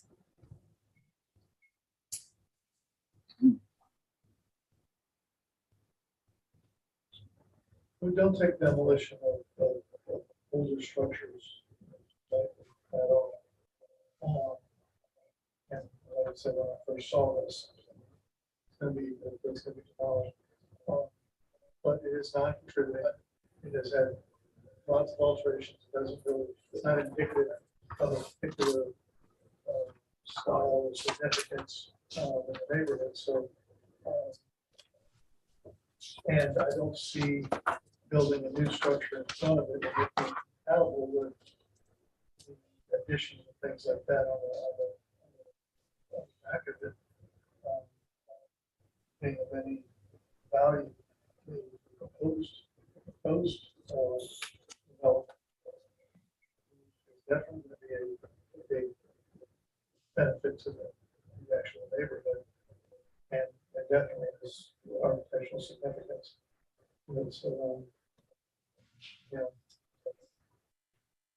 going back and forth, but it's, obviously you can't put any structure without the older one. I find it interesting that it's listed as non-contributing. Or, this survey was not formally adopted and the structure was considered non-contributing. How has it changed so many times? And I'm thinking that it's not contributing because of the amount of work that's been done to it, and the changes. Is that possible, Aaron? I'm sorry, if you could say that again. Okay, part of the thing that makes it not contributing is that it has had the alterations. Yeah, and so it was non-contributing. I guess there's been in the original survey, and I guess some changes were made to it that then made it eligible to be contributing, but that survey is not adopted. So under our ordinance, it is considered a non-contributing structure. It is eligible to be potentially considered to be contributing, but it is not considered contributing at this time. So there are structures, when things were resurveyed, that have the potential to be designated. And that has been the policy of the city in the resurvey, that if you're interested in designating your property that was originally designated non-contributing and may be eligible now because of maybe things that modifications that have happened over time, or that could be potentially designated contributing. In your opinion, are there any significant architectural features of the existing structure? So the minimal traditional style is really, it's really a very simple style. I think when we looked at this, it's typically one story. It doesn't have a lot of ornamentation. It was basically kind of a depression style of architecture, 1930s, early 1940s. What's different about this one is that a lot of those styles were single story, small in the front, and then this has the large addition with the 2-story, which is kind of odd in the back. The other piece is that the placement of the structure is non-conforming with the zoning code, and so that kind of came into, and not just a little non-conforming, it's pretty substantially non-conforming. And then also to the design of the new structure seemed unique and interesting. So part of a historic district is that you have structures that over time are, not just indicative of a time period, that's part of why we contribute and make structures contributing, but also that are unique unto themselves. So this is what you're balancing here. You're saying, is this significant enough where the removal of it from the district will be a detriment to the district, and is what it's being replaced in it, do you think it will be significant enough to be contributing in its own right in 50 years? Because everything that we're doing now is the future of the historic district, all the infill lots and things like that, they're going to be significant in 50 years. So it's a balance, and we normally don't have this much of a positive thing to say about a demolition. So I will say it like that. I am concerned Hey, I'm sitting right here at the that desk. So. this board is in the position of being the bag man on this project, and I think on the next project as well. The city staff has not That's right.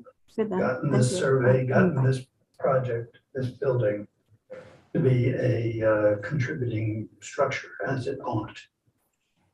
So consequently, we're in the position of having to say, well, it's not contributing, so I guess we can eliminate it. The master plan should have been brought up to date. So we are the bagman. We're the ones who are now having to make this decision based on out-of-date information.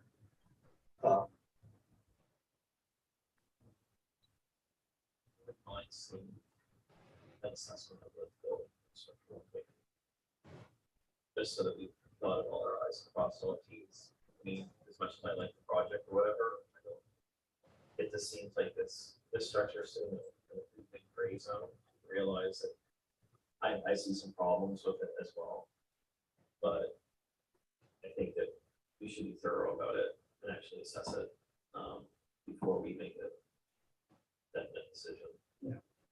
Um, Was anyone interested in deferring this and getting a structural assessment of the building? Now anybody can come up with a structural assessment that says it's ready to. Would it change our decision? We gotta look at the outside primarily. From the look, that's why I asked to see it. Next time, if you have a similar circumstance, please bring pictures of every side of the building. But it seems to me, and I'm not an architect, it doesn't seem to me, just from the sides that I've seen, that it has any architectural significance. It's just, it's not like Mediterranean or Mission. Yeah, that one. It's very flat. It seems like, I've seen a few here before. They need to be in the 1940s and 1950s. Yeah, this one, right? And look at the one to the right of it. This is the Spanish one. That I could see if it had the 1930s. We're on dangerous ground now where we're saying that since it's not really interesting. No. I'm saying it doesn't, not that it's interesting, that it doesn't look like it falls into any of the categories of what we've been trying to keep alive and restored. It doesn't fall to any Like the houses sort on of L&M Street. The Huh? houses on L&M Street have no more detail to them than this. what I'm thinking, sort of building on what staff's assessment is that if they assess this building and it looks like it would take an inordinate amount to restore it. There's a lot of structural damage or if there's like that kind of thing, I don't know. But the other option is that we're going to get this new building that could add a lot of character to it. I think we all like the new building. I think it's good. It's You know, a like fun there's- project. It's a great project, You but know, we're being inconsistent But someone- here. someone- In some cases, we are adamant about not letting these houses, on M Street, be torn down. And then we're taking Well, let's houses bring- in much better condition. Let's talk about M Street. The ones at the end facing the avenue, that's an architectural abomination, and they're trying to protect it. Have you seen the one at the end? That should be torn down. Now, maybe the other two, when you look at, you can make a visual, almost decision on where there's worth protecting to the maximum degree that the historical board is here for. And those, maybe the other ones, yes, because they have all the characteristics that are intact. They haven't been destroyed over the decades. This, the design over the width around the window, that's something that's probably been done around the 80s. Those designs. The addition, which is, that's what they're claiming, the addition is 2 stories, completely different than It from was the done one there. in 1940, which is, 60, 80 years ago. It has nothing, it's 4 walls and just windows. I'm with you all. I think we all want the new project, but we also have to be consistent in our decision making. And if we are going to allow this to be torn down, then there are a couple of other projects that I know are coming up. For example, that one on the attic. Big power net, it's not worth protecting. I will also like to, some numbers. We had demolition request for property on North Federal Highway, was fully structured behind single family in the front, right? And that separate 2 lots, and so therefore place was, it had architectural significance to it. You know, where the board was going to allow them to But you had architectural. It has significance. And yet, you have to stretch to say that there's any architectural significance to this particular construction. It is non-contributing, it's, doesn't meet zoning code, setbacks, side and rear, with the sides are. That doesn't appear to be right on the back of the lot. Can we get a, this is almost considered an eyesore property. That it could, Yeah. Yes. Well, we actually did ask, but like we looked into the Lake Worth Beach, like that website, which tells you which historic district, and when you click on the website, it tells you it's a non-contributing structure. And then we did verify with the staff whether it is a contributing or non-contributing structure. I'm just bringing this up as to be fair to the client, because we've been informed over, and we've done a conceptual review, and we've been told it's a non-contributing structure. For us to know at this point that there's a chance that that it isn't a contribute, is or isn't, which not to say anything about the structure, but just about the fairness of it all. Because it really is about, not because we don't want the structure to be there, it's just about, like we said, the placement is a really big factor of, and then the tree in the front and how they want to keep it and how they want to really interact with this. The policy for some time in the city has been, Okay, if we gave her a section chance, we'll have.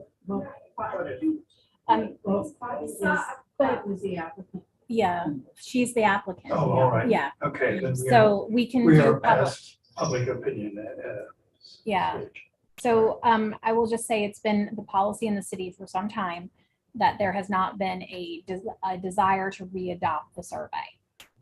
If that changes with the new commission, then we will move the surveys forward. But legally, under our code, this is a non-contributing structure. When the resurvey occurred, we allow people to opt in because if they have the potential to be considered contributing. And some folks, as you know, have chosen to opt in, especially east of Federal, because they're in a flood zone. So they have opted into the to be considered contributing so that they could get the base flood elevation variance and some other benefits of being in the district. So for your purposes today, it is non-contributing, but we just wanted to make you aware that there is this other information out there. And if there's a change in policy to bring back a survey, then, but there was not a will at the time. And I think we all remember what was happening with the historic districts, you know, even I remember it 6, 7 years ago, there was a chance we weren't going to have historic preservation in the city when the surveys were done. That was kind of the discussion then. So there wasn't a will to move forward to adopt the surveys at the time. So, I mean, if that's changed and that's become a different priority now because of the design guidelines and the way we're administering the program, then that's a discussion I know that the city commission is going to begin to tackle. So there's that. So that's kind of where we are. Puts us in a very poor situation. Because the structural stability of it was not even part of the demolition request on this thing. We're not saying, as a matter of fact, we don't even have a say if a building is condemned by the building official. Right. And says it was demolished, we don't even have a say, so it's just demolished. This is a request being brought in front of us. It's a non-significant, non-contributing structure, and get a better result now. While I understand and I appreciate you coming in, taking your time, you're gonna have a very nice structure across the street from you. It seems to me we should have a chance to rebut because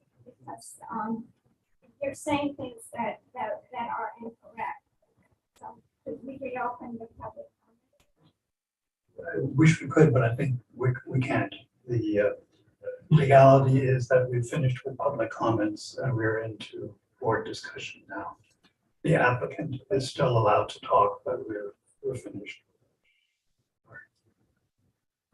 Are there other comments, other directions?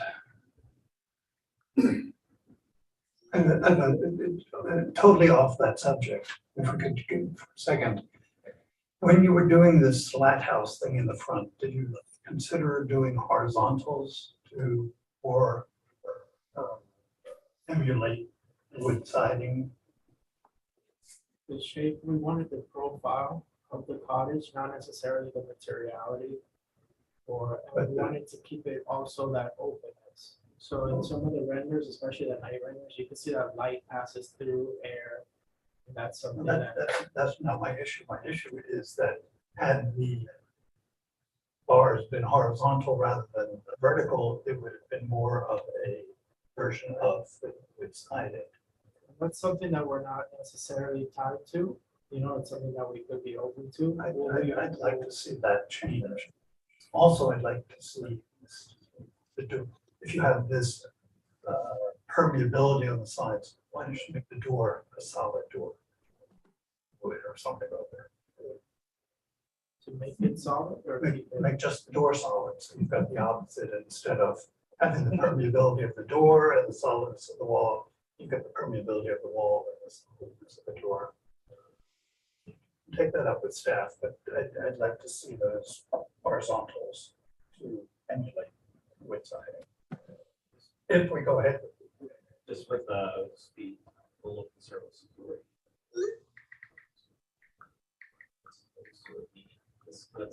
When they can walk around it on the north side, it's a bit open. Yeah. Well, I feel very badly for the neighbors. They make an excellent point. And I think we're doing wrong by allowing this, but again, the city staff has not given us a survey that makes this a contributing structure. So unfortunately, I think we want to go ahead with it, in my opinion. Other comments? I just, yeah, as far as like this, when I was suggesting the structural assessment or whatever, it's just, if it's, to me, it's already on the edge of me saying that it's fine to demolish it. And if it's gonna take a huge amount of resource to actually get it back where it probably should be, then I would, as far as like, you know, allowing new development to go through. That was the only reason I brought it up. I don't really support pouring the money after that. You know, it just because it made this, it possibly could have been.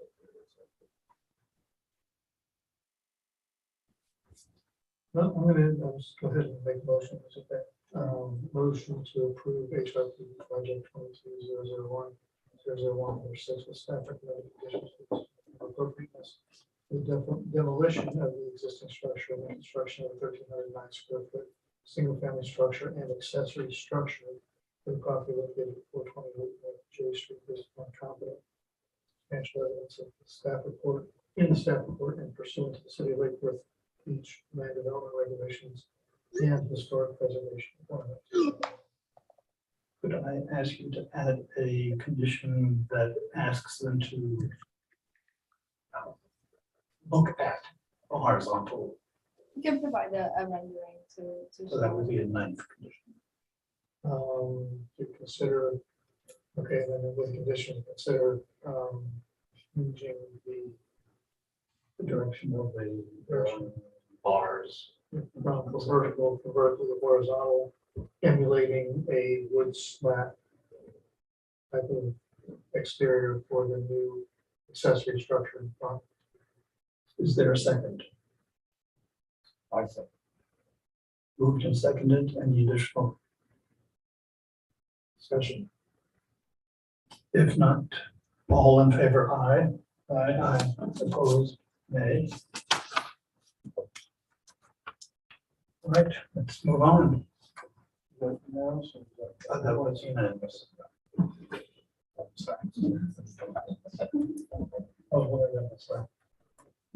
Okay, our last project, I think, is consideration of a certificate of appropriateness for window replacement at 403 4th Avenue South. Hold on, Mr. Chairman. Take it away. Thank you.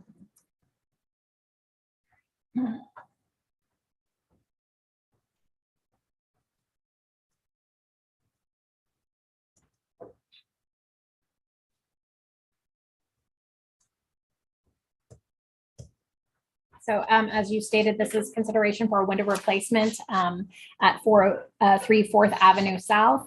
This is a non-contributing resource within the Southeast Lucerne Historic District. It's located in the mixed-use federal highway zoning district.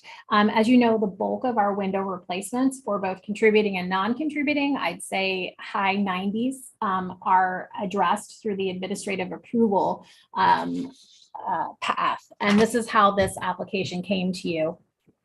Typically, the process is, just for clarity, is that an application for window replacement comes in concurrent with a building permit, and those are reviewed and processed together. Unfortunately, you can see here is the current photos. Here's some of the existing windows, and then they are requesting to replace existing windows and doors with aluminum fixed windows and single hung windows utilizing gray glass.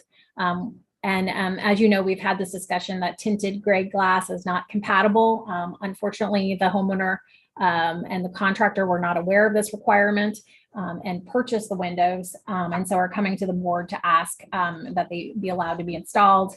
As you recall, we had a resolution last year clarifying the low E, but also reaffirming the fact that applied window tint and mirrored finishes are not permitted in the historic district. This is why this could not be approved administratively. The applicant did modify their permit so that the pattern of the windows, the Muntins and mullions and all of that were consistent with the architectural style as required for non-contributing structures. But as you can see, it is a corner property, and a good portion of the windows in the window installation plan, and I'll go back, we can pull up some more pictures. A good portion of the windows in the window installation plan are actually on the corner. I mean, are visible to the road. So for you can see here the windows in the garage all along here and then all along Federal.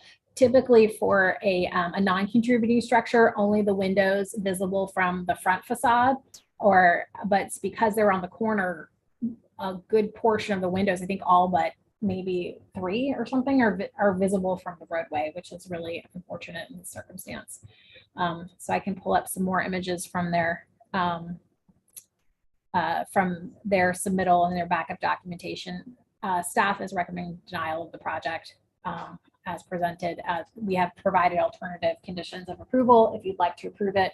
If you have any questions, we can pull up the images and things if you'd like to go through items. The homeowners are here. If you'd like to make your Would you like presentation. to step up and just? Yes,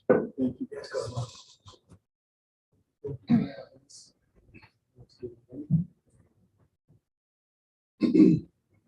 First of all, my name is Michael Lockwood.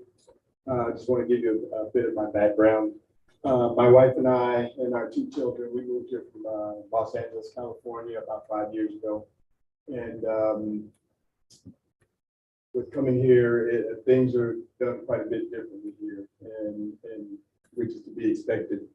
However, I also want to say that I'm a graduate of the United States Air Force Academy. I was a combat pilot in both Mogadishu and in Gulf War. And I'm also a licensed realtor, and I've been an investor in real estate for a little more than 28 years. With all that being said, I've never personally pulled a permit. So with that being said, I understand the property is non-contributing, and that was something in my due diligence when I was digging around before we purchased the property. My flawed assumption was that that meant that it didn't have to comply to the comply with the historical standards that were set. So again, that was on my fault. The biggest thing here is when I was buying the property, I had to do my due diligence prior to buying the property, and it was at a time when COVID was peaking. And manufacturing was melting down, as well as our supply chain. We couldn't get windows, we couldn't get a number of things. And so I was looking at it, and it was going to put us in a serious bind. And so what I was trying to do is to be proactive and to find the windows that we could put in the property. And as I was going to the different window contractors, asking them, you know, hey, how long is this going to take? You know, considering the supply chain issues that we have. Almost every contractor came back, said it's going to be about 6 months. And so 6 months just to get the windows, not even considering, you know, everything else that needed to be done to the property, was really, to me, going to sink the deal. Because the holding costs right now are almost $5,000 every month, and we bought the property at the end of October. And it's truly, again, a burden, to say the least, because we haven't been able to move forward with it. And there's nothing nefarious or underhanded we were trying to do. I've hired professional and licensed architect. I've hired a licensed general contractor. I hired a licensed window contractor. I only, when doing these projects, I try to do it the proper way, because I understand the historic board's significance. I understand why you guys are here. We love the property. I love the way it looks. When I talked with the architect, I was like, hey, do not touch the exterior of the structure. I like the way it looks, and let's improve what we have and make it look good. So when I hired all professionals to do the job, I'm assuming, because I have to, even as a professional pilot, I can't be the mechanic. I can't be the person who loads the airplane and puts it on the proper weight and balance. I can't be the engineer who designs it. So I have to rely on the professionals who do it, and they're all licensed people. So the fact that we did not have the COA applied for in the proper manner, I have to put that burden on my contractor. I have to say, hey, why? Why wasn't it done the way it's supposed to have been done? And so, for whatever those reasons are, I really don't know. But the bottom line of it was that we were trying to move the property along, and we ordered the windows early, assuming that, you know, we weren't doing anything special or anything that was different or anything that was extraordinary. It was basically a single hung window. It was ordered through CGI, PGT, which I'm sure many of you know is like one of the biggest impact window manufacturers in the whole country. So there's nothing special there. It's a standard gray. We have clear, low E, and gray windows. And I submitted some photos. If Aaron, if you wouldn't mind pulling that up, I'd appreciate it.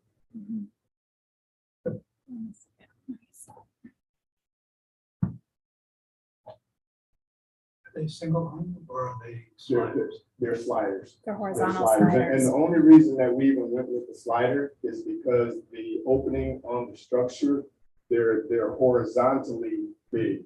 And so to put a, you know, it just didn't work. So we were thinking that would be the most appropriate window to go in the space. They worked with the consultant. I'm going to share, this is the picture of the window. And I know what other windows you have, but I'll just show the board this real quick. So they worked with the consultant because of the larger mullion to agreed to apply Muntins to replicate the horizontal nature of the awning windows that are being replaced. So it's not ideal for the sliders, but because it was non-contributing, that's you know, the sliders typically aren't what we would recommend here. But they were able to apply the Muntins so that became less of an issue, but the remaining issue became the glass.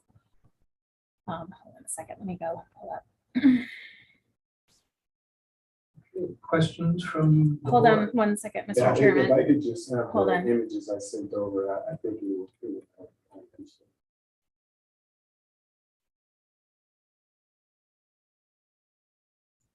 Currently, I think the ruling was to have us remove the windows, and that's why we're here. You know, respectfully, it's $25,000 in windows, and we were only trying to deal with the supply chain issues. I mean, that's the only reason why we're in the situation that we're in right now. And needless to say, you know, the gray glass is, you know, it's not something that we can alter. You got to tear them out, and I have to order completely new windows. That's going to be to the tune of another $30,000 with, you know, needless to say, about a $50,000 impact. Do you know what the word, the VLT is of the windows that you've got? No, I do not. Staff? I don't have that off the top of my head. I'll pull it I can pull it up, but it doesn't matter what the VLT is, because it's not that the fact that they're low E, it's the fact that they have a gray tint. Tinting or mirrored finishes are not permitted.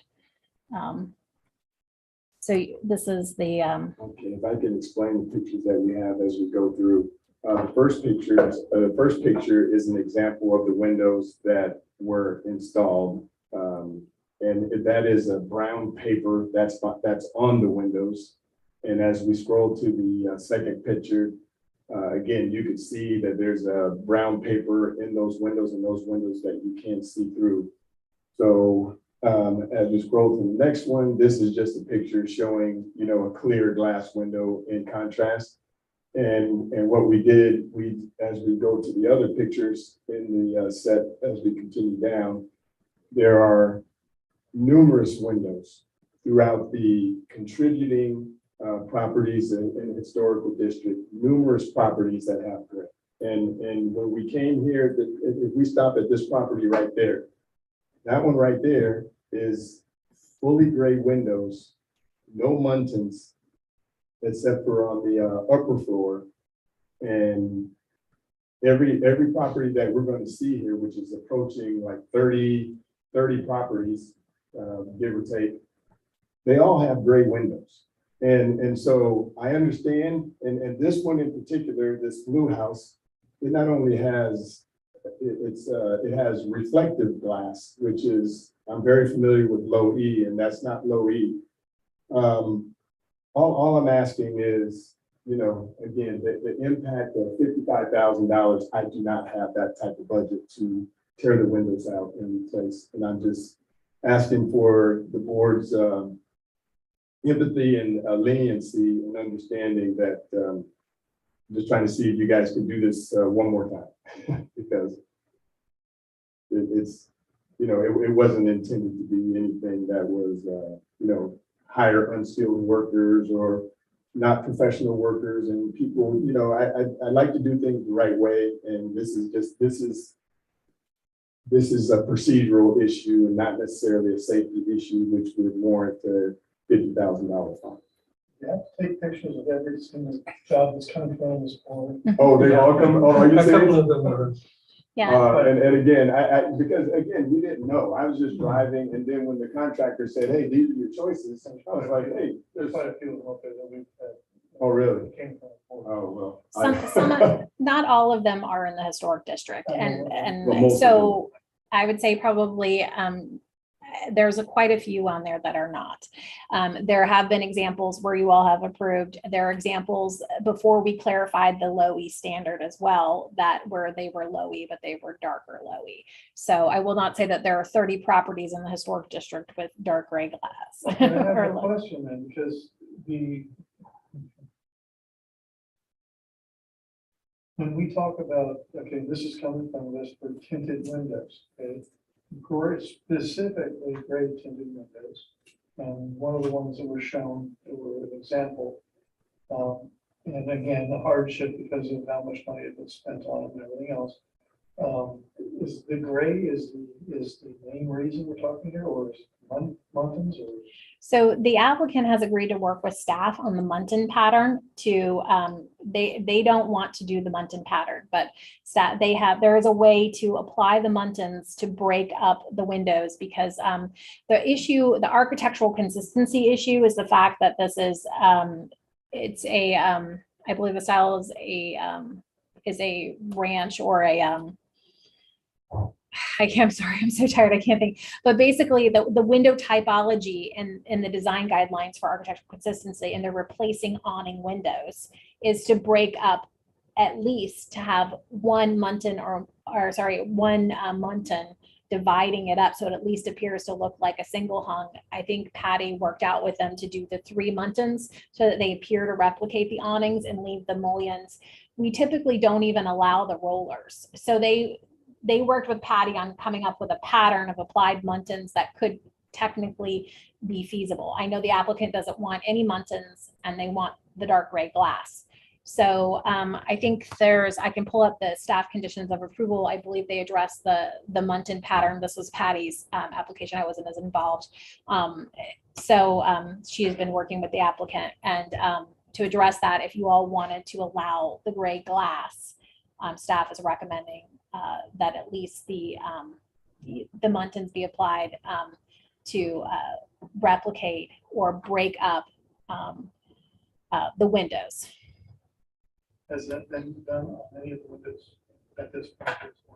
I don't believe so. I think it was conceptually they were running that. Really, it's the gray glass. They're here. We can work with them. If you all approve the gray glass, we can work with them on a final configuration of the window with the applied Muntins, unless you want to give specific direction on the Muntin pattern as well.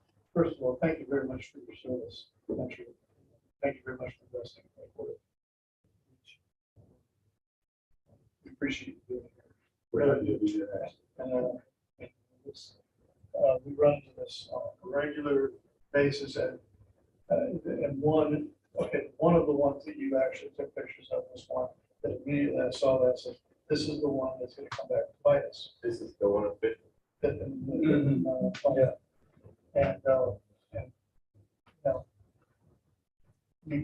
Because you cannot say, okay, because that guy did it, and he did it without, and we said, okay, well, what are you going to do? Spend $50,000 taking the windows out, replacing it, letting it go, and the commissions, the city commissions, parents, acquiescing to a few people wanting the darker tinted windows. I don't see how, even I understand staff, because you're looking at guidelines, and as you should be, but I don't see how we could,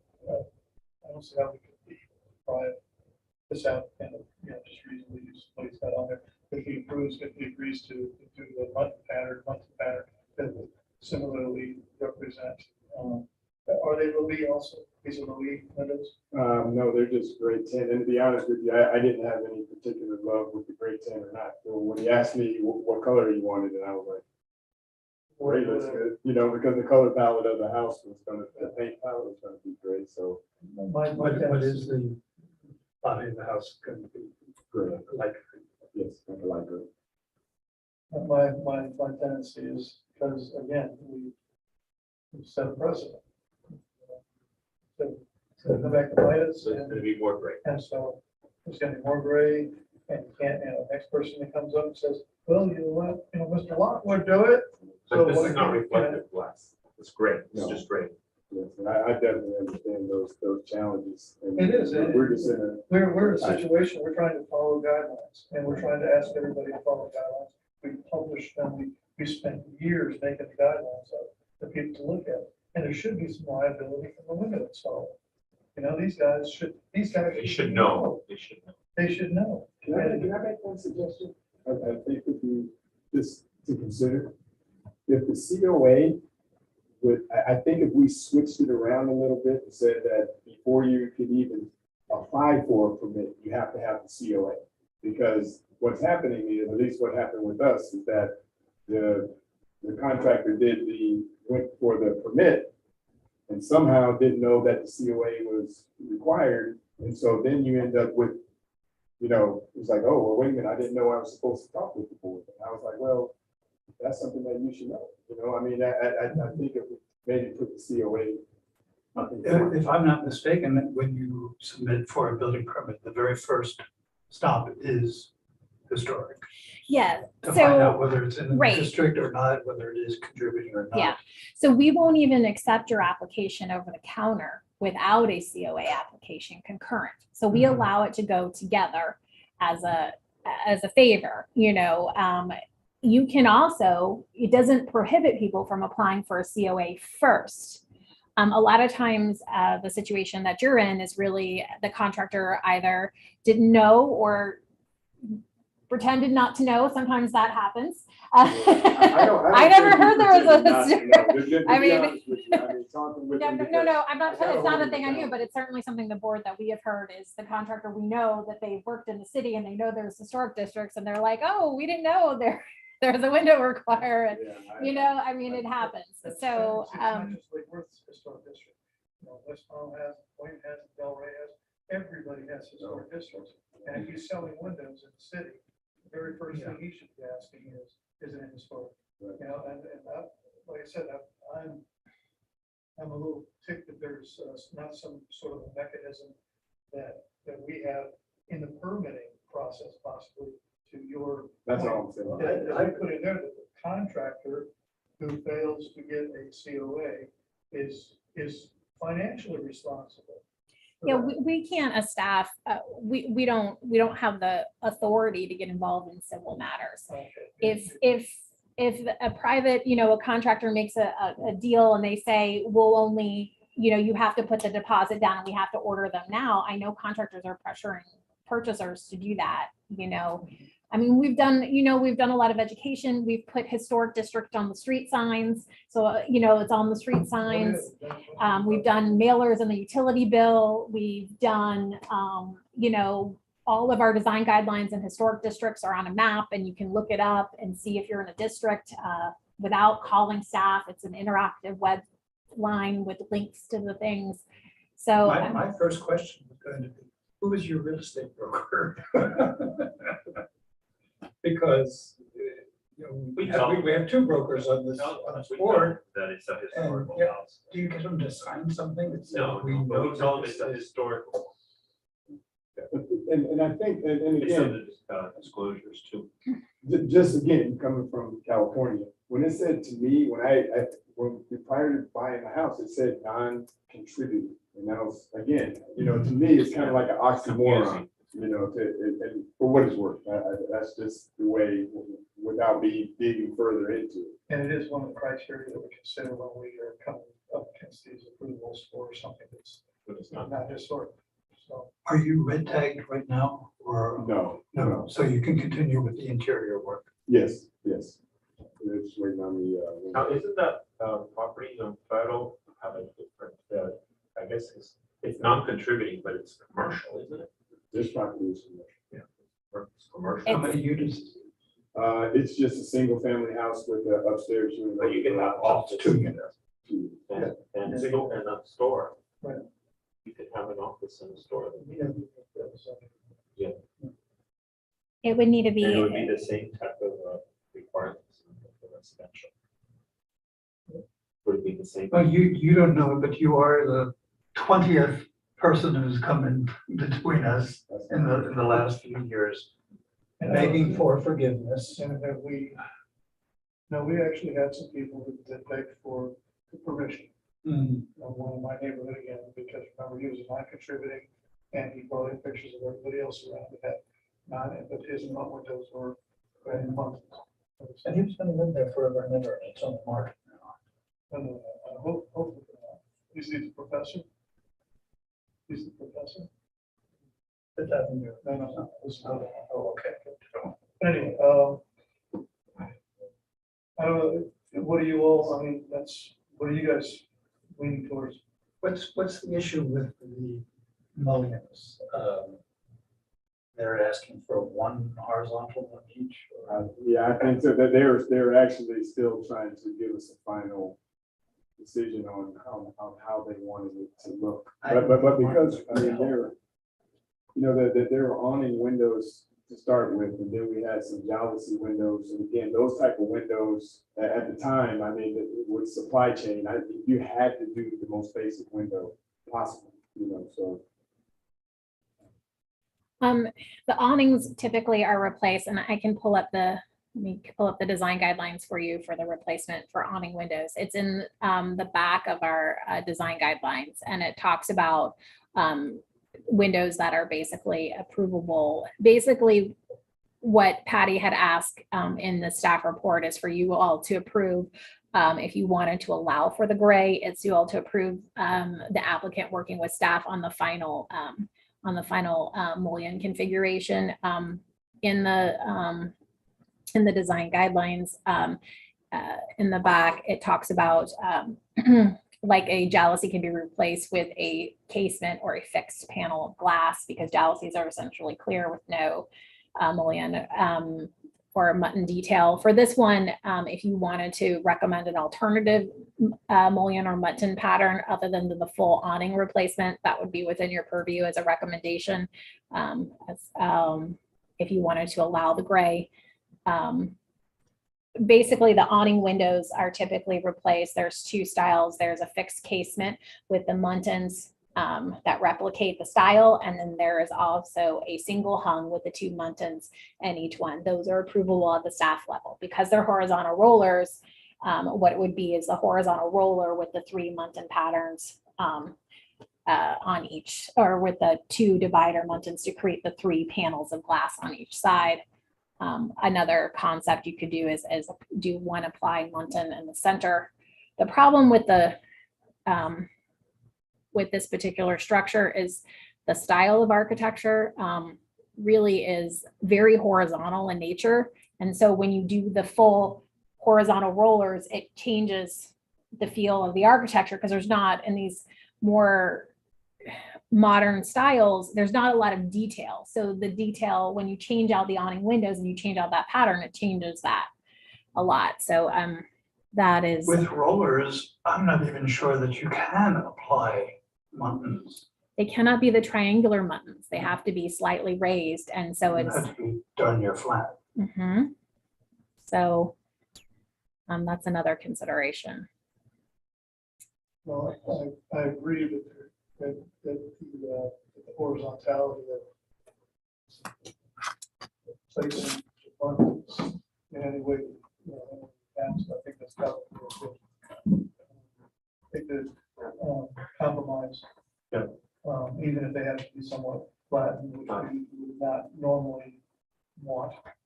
But and I'm okay with going to grade one more time. I don't know what our choices are on that. Yeah. This is Why an would investment we property. take it They're not over? moving it.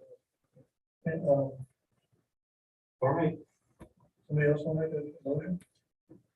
I just want to clarify back, Aaron's explaining some things.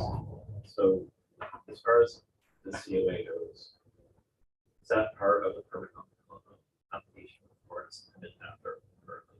So the permit is in concurrently with the COA. So it came in as an administrative COA with concurrent with a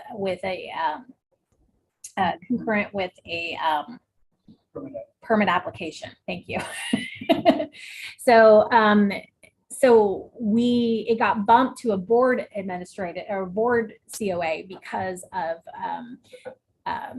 it was not approvable by staff. There are things that you can approve in the code, and there's things that we can approve in the code. We cannot deviate from the design guidelines.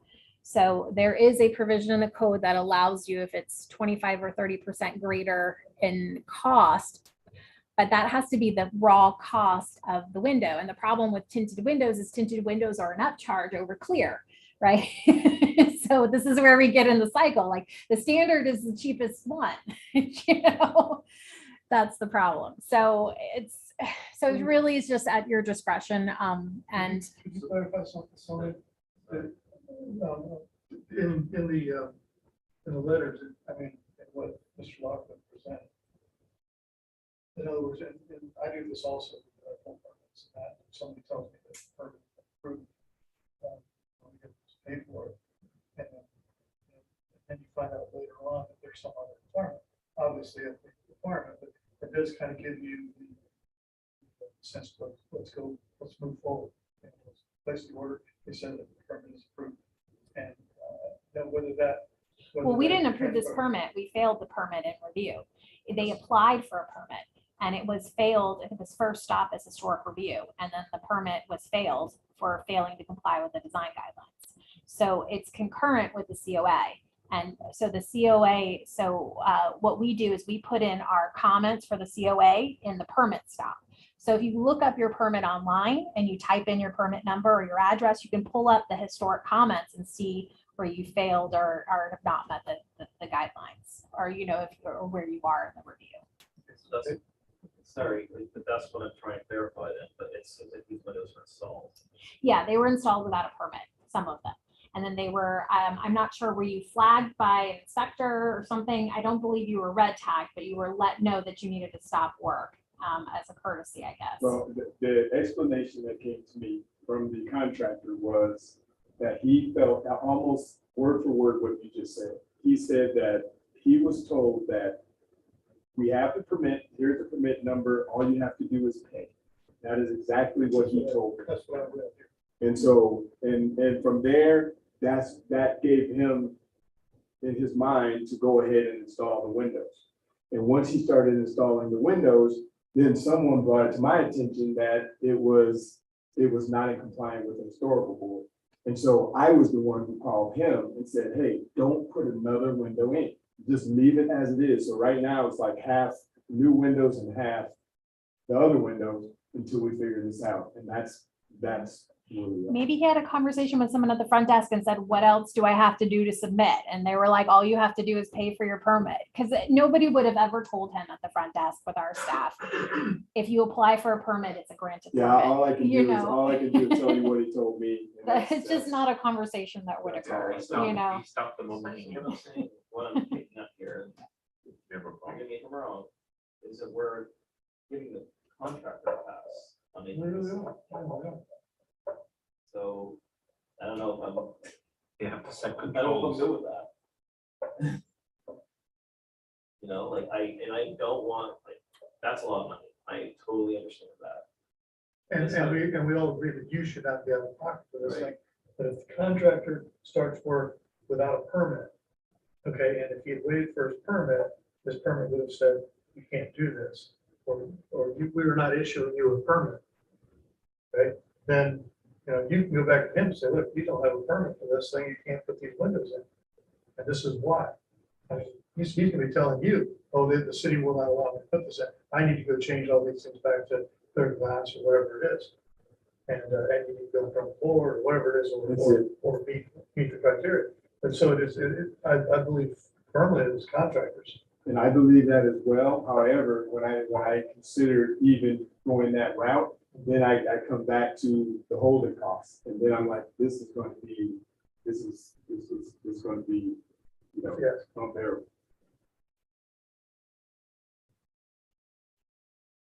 See what I'm saying? But if there was some way that we could more hold contractors, but then the whole thing comes down to not starting work without permitting in.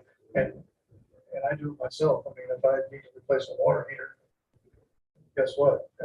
Because there's only one inspection for it anyway. Afterwards, windows are a different thing. You need a bucket inspection, if I'm not mistaken, and you need a final. So I mean, so they would have failed on the bucket inspection anyway. They would have had a rip out on Well, a they new couldn't window. even call it an inspection because they don't have a permit. We already heard these not too long ago. That was somebody that went ahead and installed windows without a permit and it can't. They turned it down. They're appealing that to the No, they lost the appeal, ground. but still. Yeah. I like the consistency. It's a horrible position to be in, but I'm really uncomfortable. It's a really prominent building on a corner and.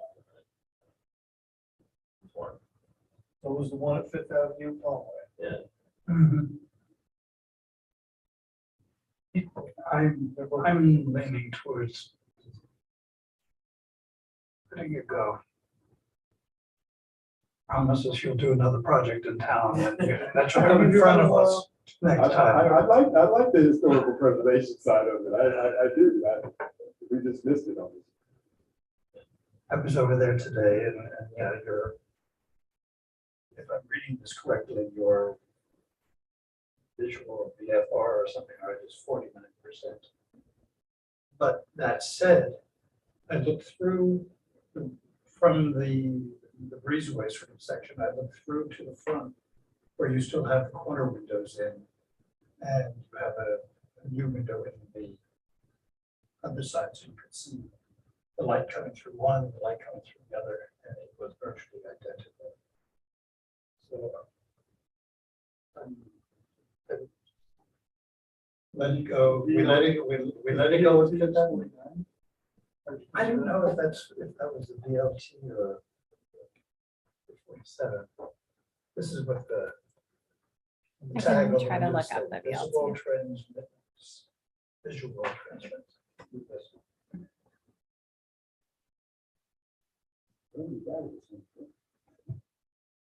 Visible transmittance of 0.47.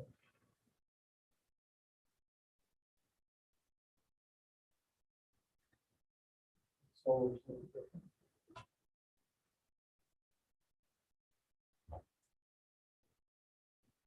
The whole town against us.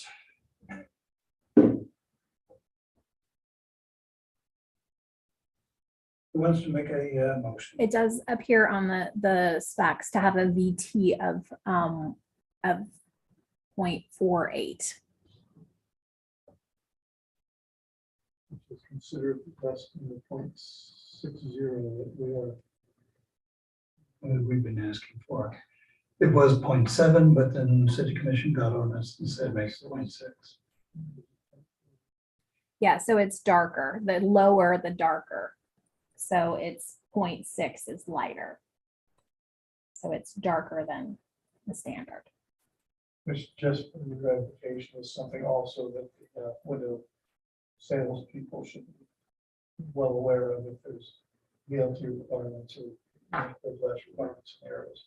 And that's one of the things I didn't even know what you're referring to, and that's because they only gave me the three choices to do, not gray or light gray or dark gray. It was just gray, low E, or clear. So Yeah, clear glass is about 80%. We talked about the 70% originally, and then went to 60%. So this is 0.48, so it's 48%. Now, the one that was approved of bid value was a contributing, right? That was definitely a contributing That's factor. right, that's all. Yes. What it doesn't say is if it's the VLT from the center of glass. So and this is, we talked about this before, is like, and this is why it's really, for this case, it's not the visual light transmittance, because if it was a low E, we would have had that evaluated, because we know the low E glass in the windows, because the VLT can be impacted by the number of muntins and mullions overall, because windows with more muntins read a little darker than those that are just an open panel of glass. So to give everybody the fair shake, we measure from the center of glass. So there's certain glass, there's only so many manufacturers of low E in the universe. So we know which, if it's this type of low E, it doesn't matter how many muntins or mullions, they can use that glass no matter what. So I don't know, like, we know what the VT is, but we don't know what that means in the context, is what I'm saying, of like how dark it will actually read. And is that because of the, the mullion, because of the whatever? Okay, and respectfully that the staff is recommending against this for all of the proper reasons. It does not meet the guidelines, and however, it is a non-contributing structure, and however, you did bring in an excellent array of other properties in similar situations. I'd like to go ahead and make a motion to approve project number 22-001-00021 with staff recommendation conditions for certificate of appropriateness for window replacements for the property located 403 4th Avenue North, 4th Avenue South, based upon competent substantial evidence in the staff report is to show the city of Lakewood beachland development regulations and historic preservation requirements, including that the Muntins be worked out with staff. Make them horizontally resembling. If at all. Yeah. Okay, a motion, is there a second? Is there a second? I'll second. Motion and second. All in favor, aye. Aye. Opposed, nay. So that's Nice, have it. 3-3-1. Okay. There's no reflection on you guys. No, no, Well, no. it's just, I think that we need to do something about Like that. about It's just contract. such a- Yeah, so this, you know, and this has come up a bunch of times. Thank you very much. Thank you, thank you. guys. Thank you. So continue to work with Patty and she'll work with you on your Muntin configuration. You're gonna have to apply some Muntin after the fact. Okay. To create the pattern, but you can use the That windows looks right helpful. okay? So Okay. follow up with her on Monday and you'll get your development order next week, okay? Okay, and then as far as permits go, we still have to, we're waiting on a permit for that? Great, you need to wait for your permit. You have to work out your divided light pattern, your Muntin pattern, and get that approved by Patty. They won't issue a permit for windows until the store signs off. So you're not signed off on this when the direction they gave you. All right, okay, let's move on to the next project. Thank you, folks. We are into item D, Show me that right. and Mr. Waters may be on board. No, he's not on this evening. This will be me, Mr. Chairman. We also have Glenn Torsivia. So let me just pull up the ordinance. Hold on a second, just give me a here.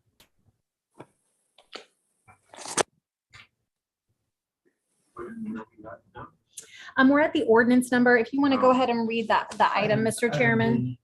Item D, consideration of an ordinance amending chapter 23, land development regulations, article 2, administration, division 2, procedures, adding a new section 23.3-20, applicant's public neighborhood meeting and outreach. Okay. Providing for an applicant held public neighborhood meeting and virtual outreach. So I also have Glenn here if you have any questions as well, but basically this is an LDR amendment. And as you guys know, you are one of the city's 2 local planning agencies. This item was heard by the Planning and Zoning Board last week, and they recommended approval to the City Commission. As a local planning agency, your role is to recommend potential LDR amendments, positive or negative, and those recommendations are forwarded with the ordinance to the City Commission. This ordinance was developed at the request of the city or direction of the City Commission regarding a public neighborhood meeting requirement. So if you can see here, it says a public neighborhood meeting shall be required for all planned developments. Development is of significant impact. Lake Worth Beach Community Agency, Redevelopment Agency sponsored construction projects along major thoroughfares, and those using the sustainable bonus incentive, transfer of development rights, and or economic investment incentives. And so what this essentially does is it requires a developer to have to notice by mail a public meeting that they will hold. Staff is not required to attend. They are required to take meeting minutes and present those minutes as part or submit them as part of their application. Becca just said the staff is not required to attend, but they're required to provide minutes. No, the applicant is required to provide minutes. I apologize. So that's why the applicant's required to provide minutes is so we don't have to attend. Because you can imagine every potential project coming in, we already have limited staffing. So it would not be implementable. Yeah, no worries. I'm sorry I wasn't clear. So the location has to be accessible. Online is available. There is encouraged to have a website. You can see it provides just very detailed structure of the minutes, of how the notice will occur. This is what the applicant should discuss at the meeting, which would be confirmed by the minutes, and then how that meeting is noticed. So that's pretty much it, unless you have any questions for for us. This is all projects, not just CRA projects. Yes, so it's not So- all projects.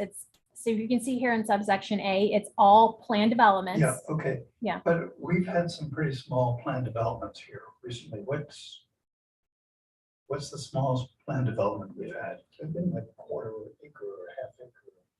So plan developments have to be a minimum of a half an acre in size.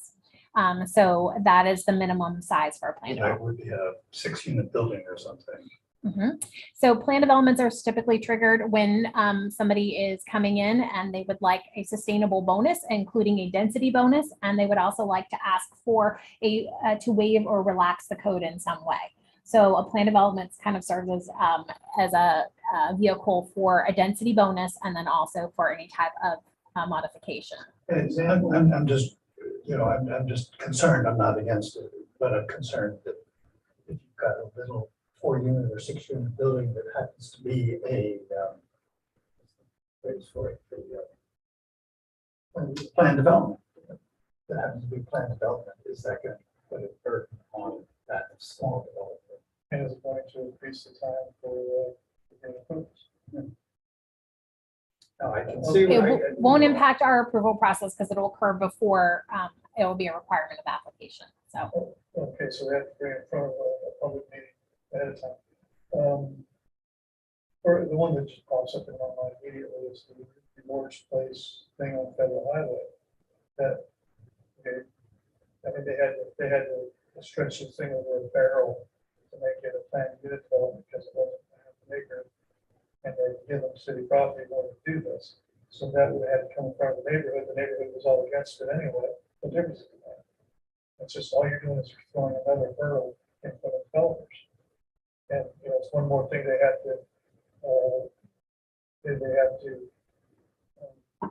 cross in order. It just comes across to me immediately as being anti-development. Comparatively to other cities, what do they do? a lot of other cities typically require a neighborhood meeting prior to or at the initial part of the application. I would You say. said they do? Yes, a lot of cities, it's a common requirement. I would say that the specificity of ours of like how it will be advertised and conveyed is probably is a little bit more robust, but the requirement to have a neighborhood meeting is not. I mean, I would actually like lean on Steve here. I mean. Yeah, I mean, I definitely have seen neighborhood meetings being required for CRA type developments. Yes, absolutely. Some of the other developments that are listed on here are more of a recommendation that they have it and kind of looks better in, the applicants, on the applicants when they go in front of the board or like that, when they say that they have met with the neighbors, whatever, they're not required to do it. I guess feel the same way that CRA projects, that's probably how this got started because CRA had some mud on its face and needed to be more pro-neighborhood. But for the smaller projects and smaller developers, yeah, I would recommend it. If I were a developer, I would want to get the neighborhood on my side before I went too far. But do we really want to require it? When you just said that planning and zoning just passed this.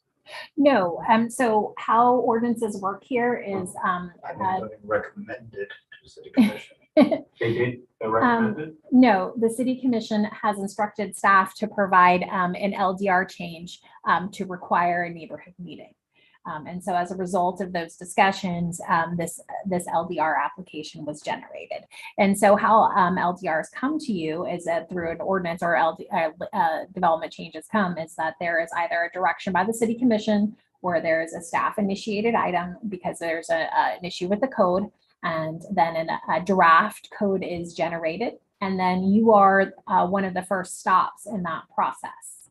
So because you are what's termed under Florida statute a local planning agency, only the city commission has the authority to approve changes to the land development regulations and set policy. So as you are a recommending body. So this is something that was initiated by the city commission for staff to bring back.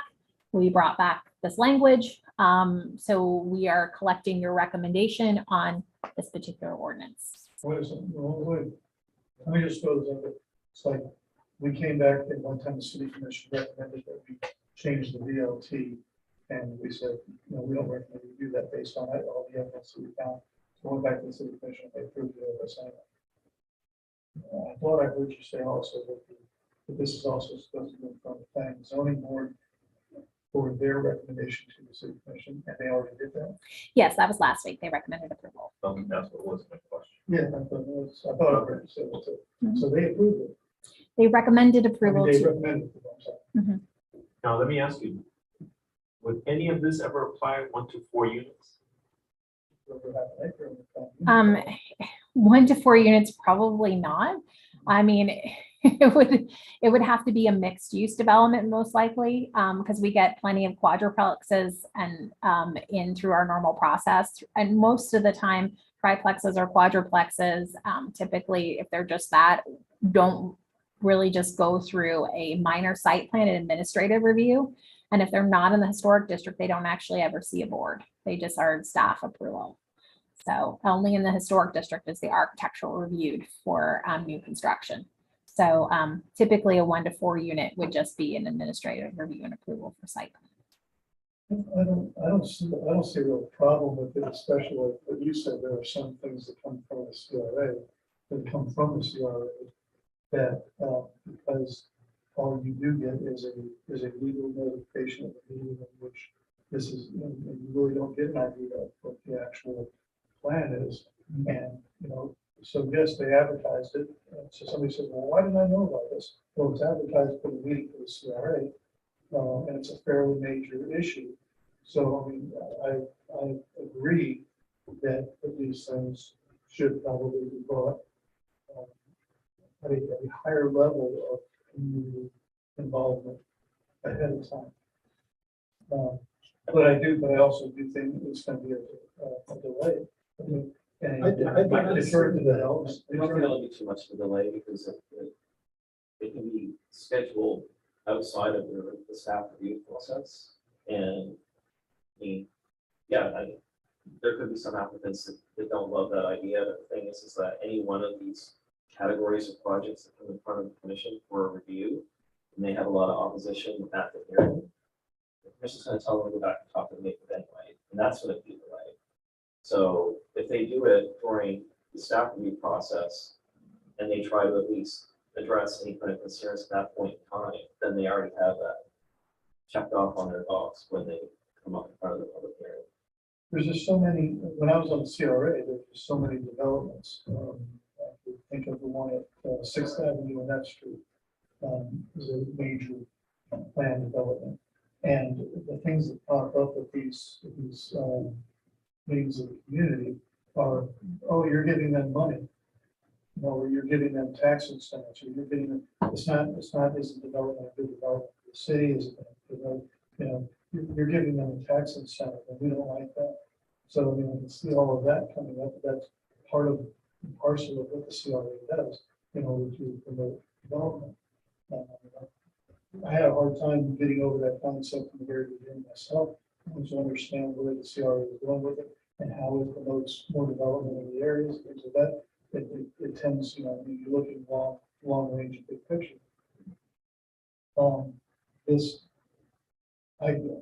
trying to put my mindset as a developer and say, okay, I want to start this project. I'm going to go to the CRA and request, tax abatement or request grants or whatever for my project, because that's the way it's going to make this thing work in this particular environment, instead of going to Delray or West Palm Beach or someplace else. It is booming right now. Like, it's just finally starting to get in there, and it's just throwing another hurdle. So, I mean, I like the idea. I believe that they should have more public input, but I do also see it as a disincentive to develop. If they could have the same project in West Palm Beach, for example, they don't have this. West Palm Beach, I believe, has a requirement for a neighborhood meeting. It's not this specific. I think kind of one of the benefits of being this specific, though, is it does provide certainty to the developer, because sometimes when a developer does outreach or they have a neighborhood meeting, you'll get, well, we didn't mean that kind of neighborhood meeting. You know what I mean? So you do get, I'm sure you've experienced that, Steve, when you're saying, well, we did this outreach, we contacted each of the individual neighbors individually. And they were like, well, we wanted you to have a neighborhood meeting, not a contact the things. So in some sense, having very specific regulation says, you come in, you do this is your public outreach component.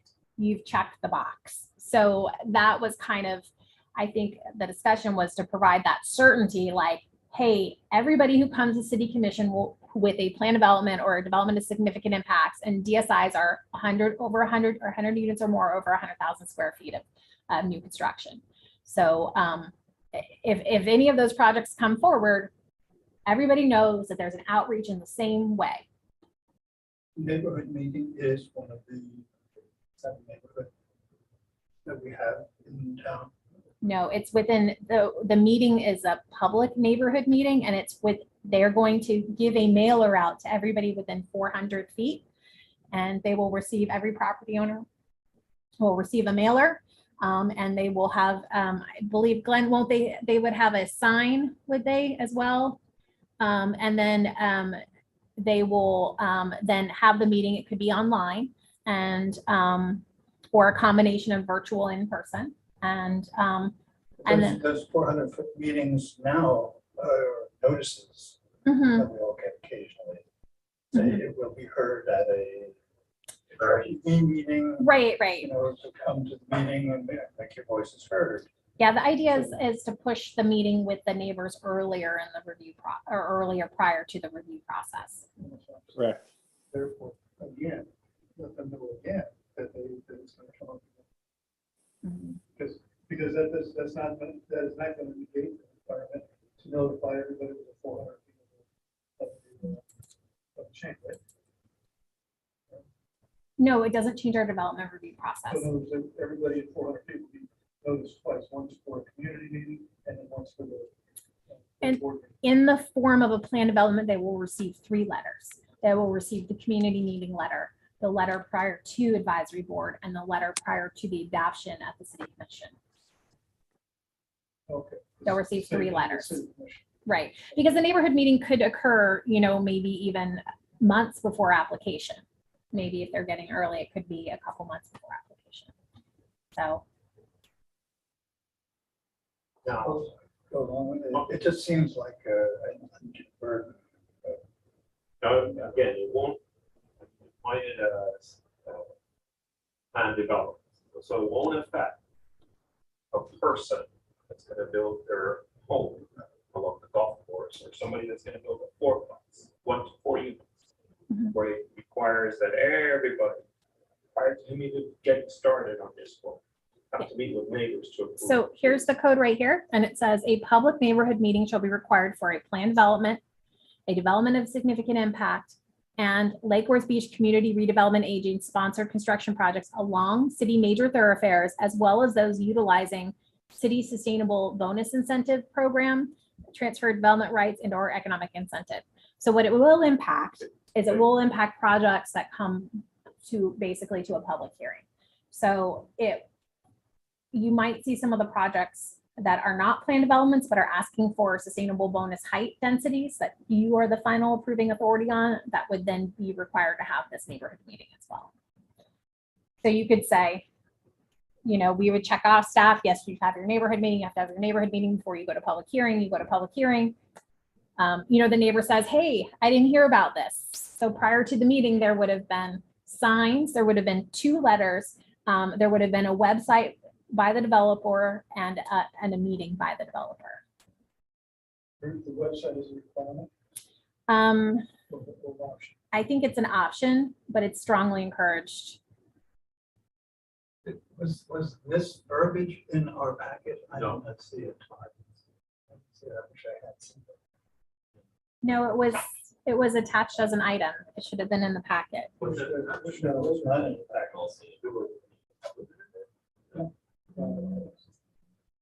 That's it. Which way to go? I will go and double check, but it was in the agenda item maker. So, the packet that's online is not. Yeah, it is. the,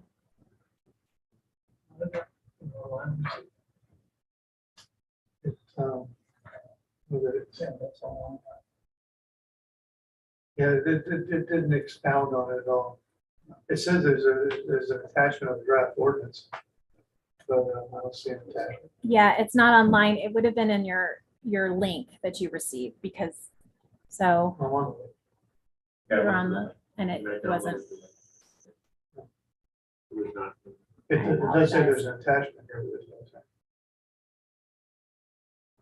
And that would be something I would like to have read that. So we can go through the language line by line and I'll share it here for you. It's a very short ordinance. So it is short, okay. Yeah, so it's just that first paragraph. And it says concurrent with the submittal of an application, a development project incentive identified in paragraph 1. But before presentation to your board, the applicant shall hold the neighborhood meeting. So basically before it's scheduled, before it comes to you, it needs to have the applicant needs to do the neighborhood meeting. And then it goes on to say, notice of the meeting shall be provided by the applicant sent by regular first class mail to all persons who, according to most recent tax rolls, own property within 400 feet. As well as to any neighborhood association whose boundaries are included in the project. The notice shall be posted prominently at the property to be developed as well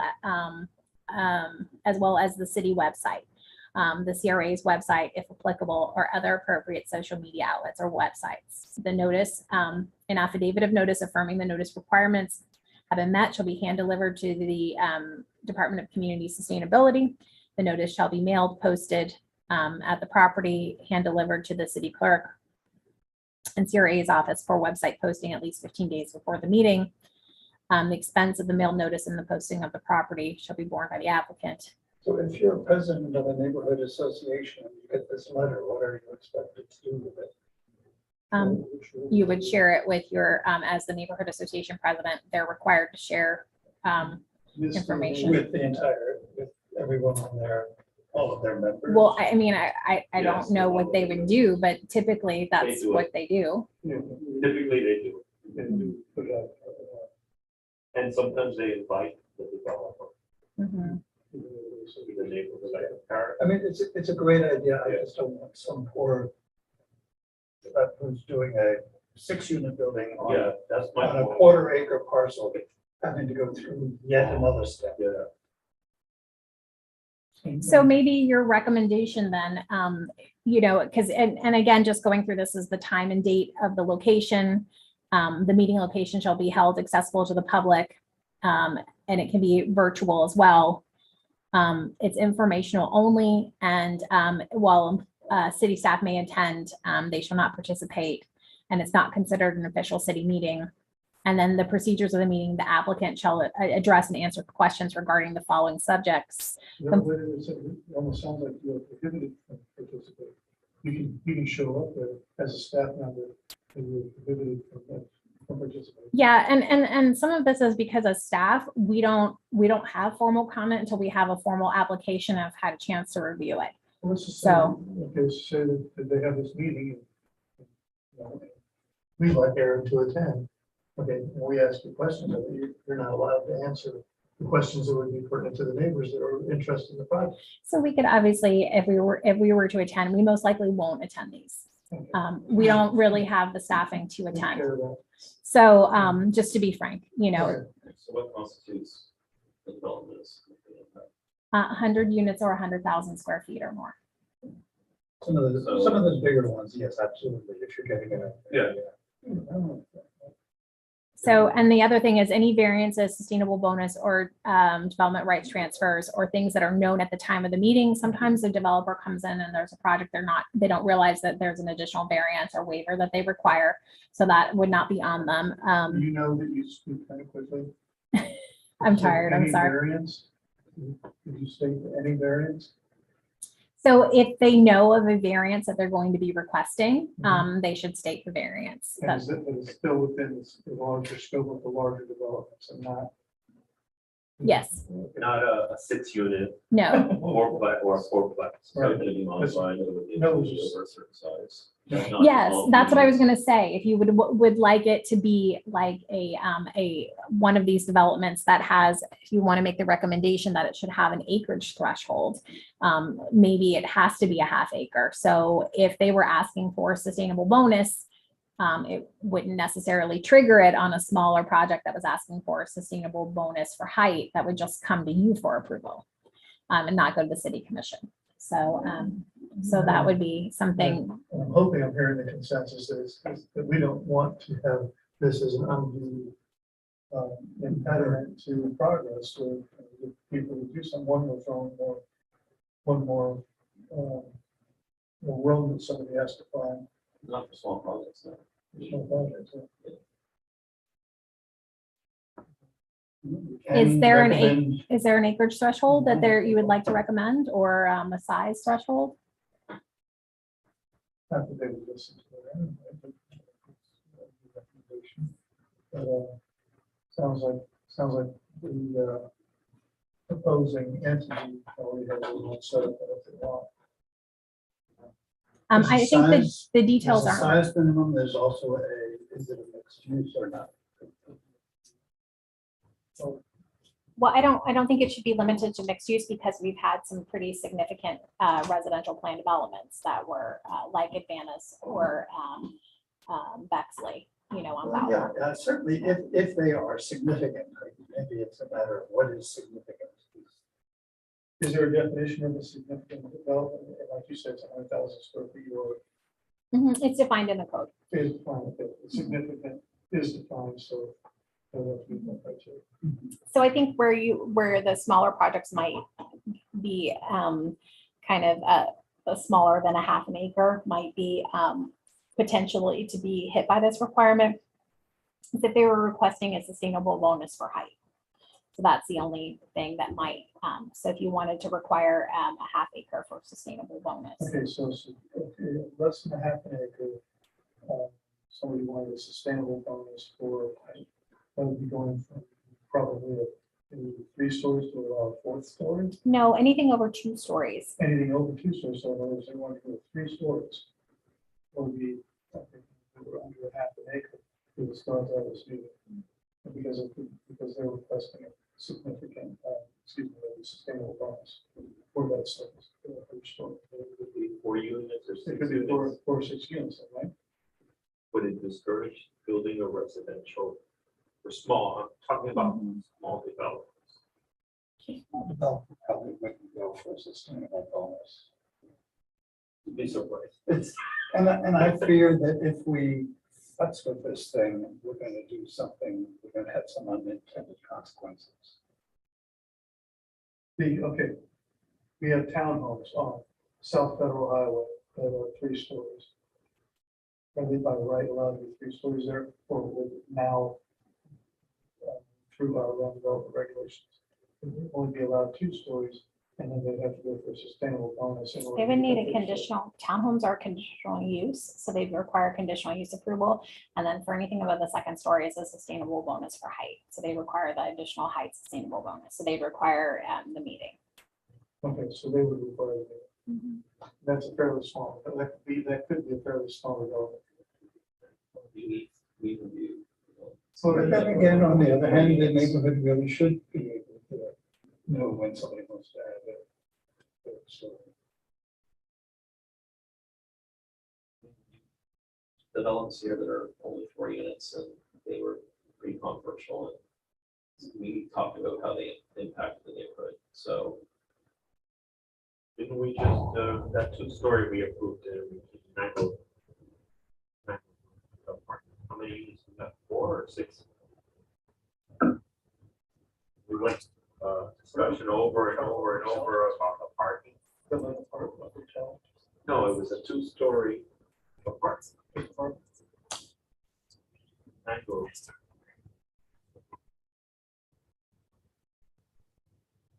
That looked at modern windows. oh, that was for you. Well, it was 4 units. Yeah, content, Yeah. vertical windows. With the vertical That's windows. 4 units. No, it was, And was that a Would that Is there a have had to have variance? gone to like a community thing? No? Okay, so. That's what I, guess that.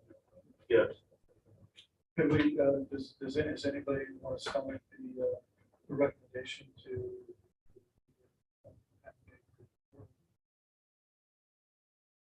I don't know what that would achieve.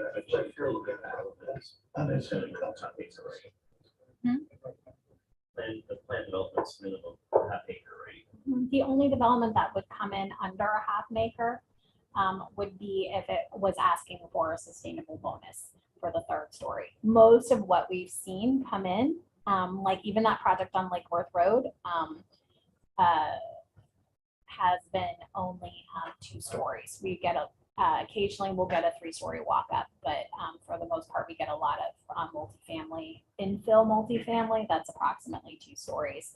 That's about that at that triplex, quadruplex level. We usually don't see more than 2 stories. We can still see it as a deterrent. One more little thing for things for these larger, we've got to jump through a lot of these. For somebody like a larger project, honestly, like a WGI or somebody like that, like they would probably just be like, okay, well, here's the rule. I'll just go do the rule, and that makes it easy. You know what I mean? In some Right. sense, like they don't have to think about it. Like you said, they check the box. They check the box. We had a meeting, listen to everybody, and now we're gonna go forward. We check the box. Yeah, and then it provides certainty for the boards and the commission as well. You know that everybody has had the same approach and outreach to the neighborhood. So We're not even making any decisions here. We're just recommending or not recommending to city commission. They're still going to go and do whatever they want to do. so who came up with this? Oh, the city commission. So the city Okay. commission asked staff to have a required neighborhood process, and this was the draft LDR language. So And this came about mainly because of what the CRA was. CRA. No, which I understand. Yeah. I understand that. I understand the reasoning too. Um,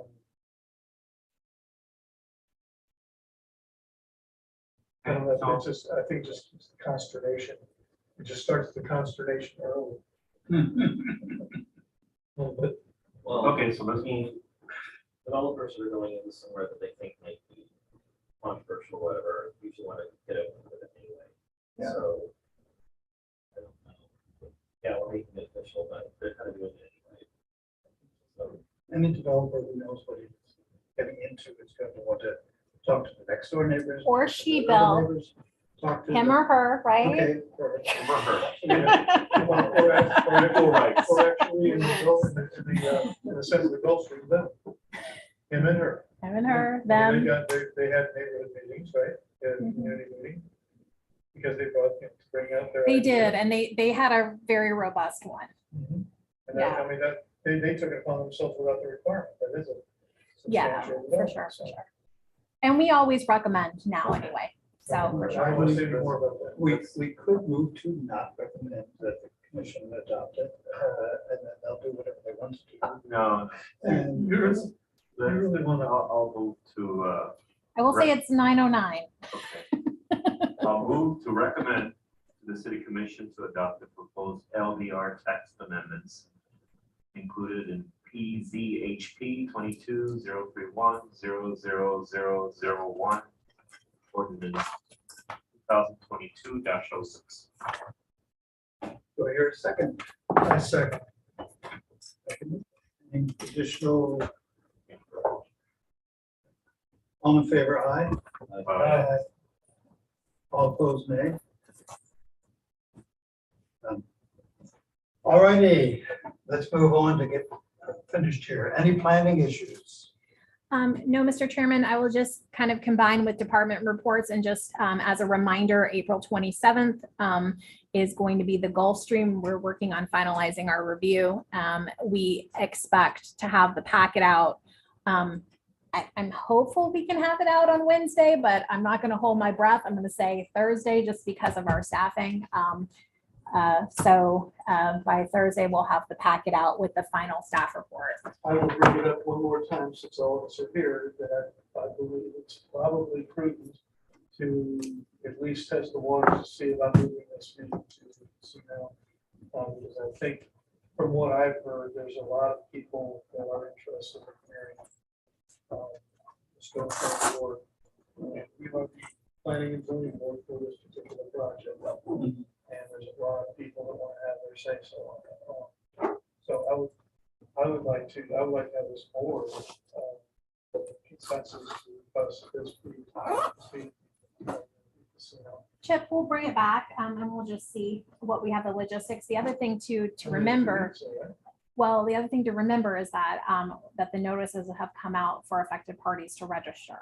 So if an affected party registers and requests a continuance, then it won't be heard on the 27th. It'll be heard at the next Hrpb meeting, which is the 13th or the whatever that one is. That the 13th May, whatever that second. Do that? Yeah. I've heard that. Yes. Yes. Mhm. So So we don't want to rent the casino only to have a 10-minute meeting that says We have to come back we have to go back.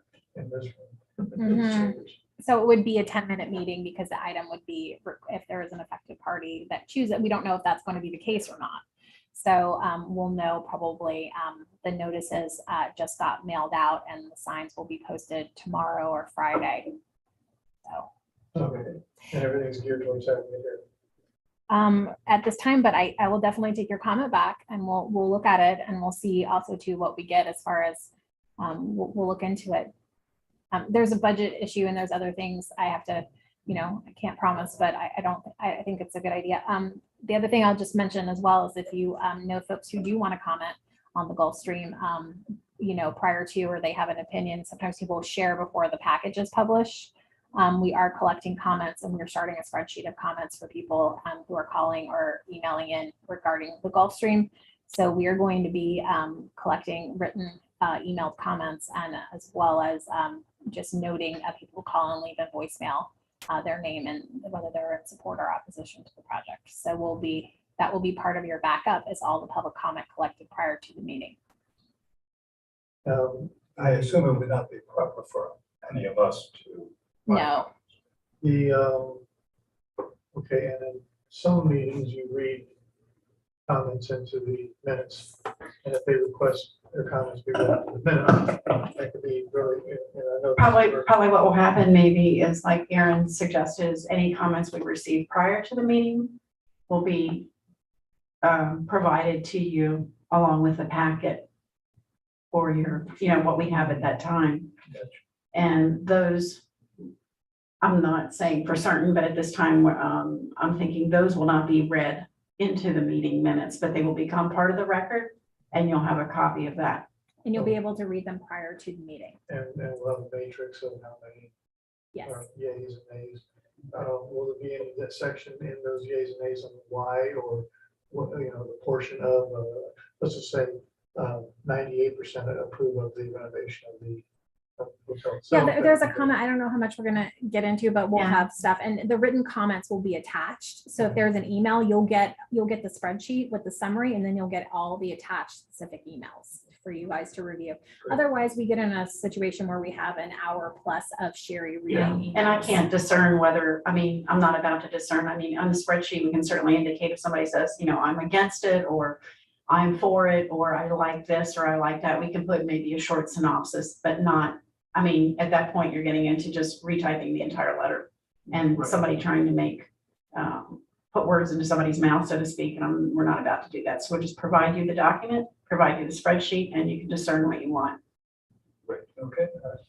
With All right. With respect to the charrette that's coming up, we can attend, right, those charrettes?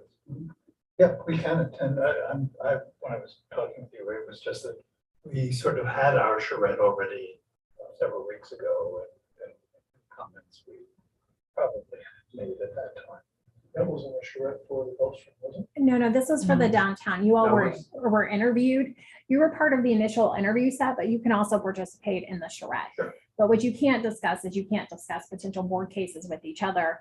Right. So you can participate as a member, but you can't take Bill aside and be like, hey, if this came in front of us, we would vote for this. Okay, and I know that at some point, Glenn probably Yeah. knows, if we show up at a public meeting and voice our opinion, It's an advertised public meeting. Okay. So And it's if other different. Other members are there. Right. It's okay to voice your Yes. opinion. Yes.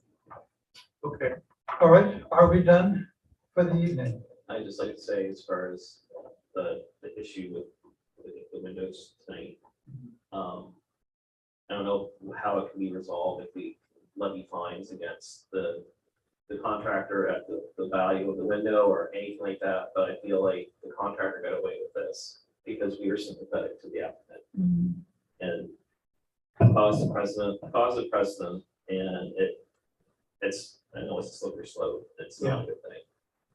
So I don't know what the solution is, but we have to figure something. Good point. And I was wondering if you could keep your colleague from interfering in the meeting so much this evening. He's quite, We're not going to terrorize Yen too much, okay? Because he's brand new to this aspect of historic preservation, so we're going to limit our terrorization of him. Okay, well, yeah. Did you get your earful tonight? I mean, I learned a lot. It was very educational. All right,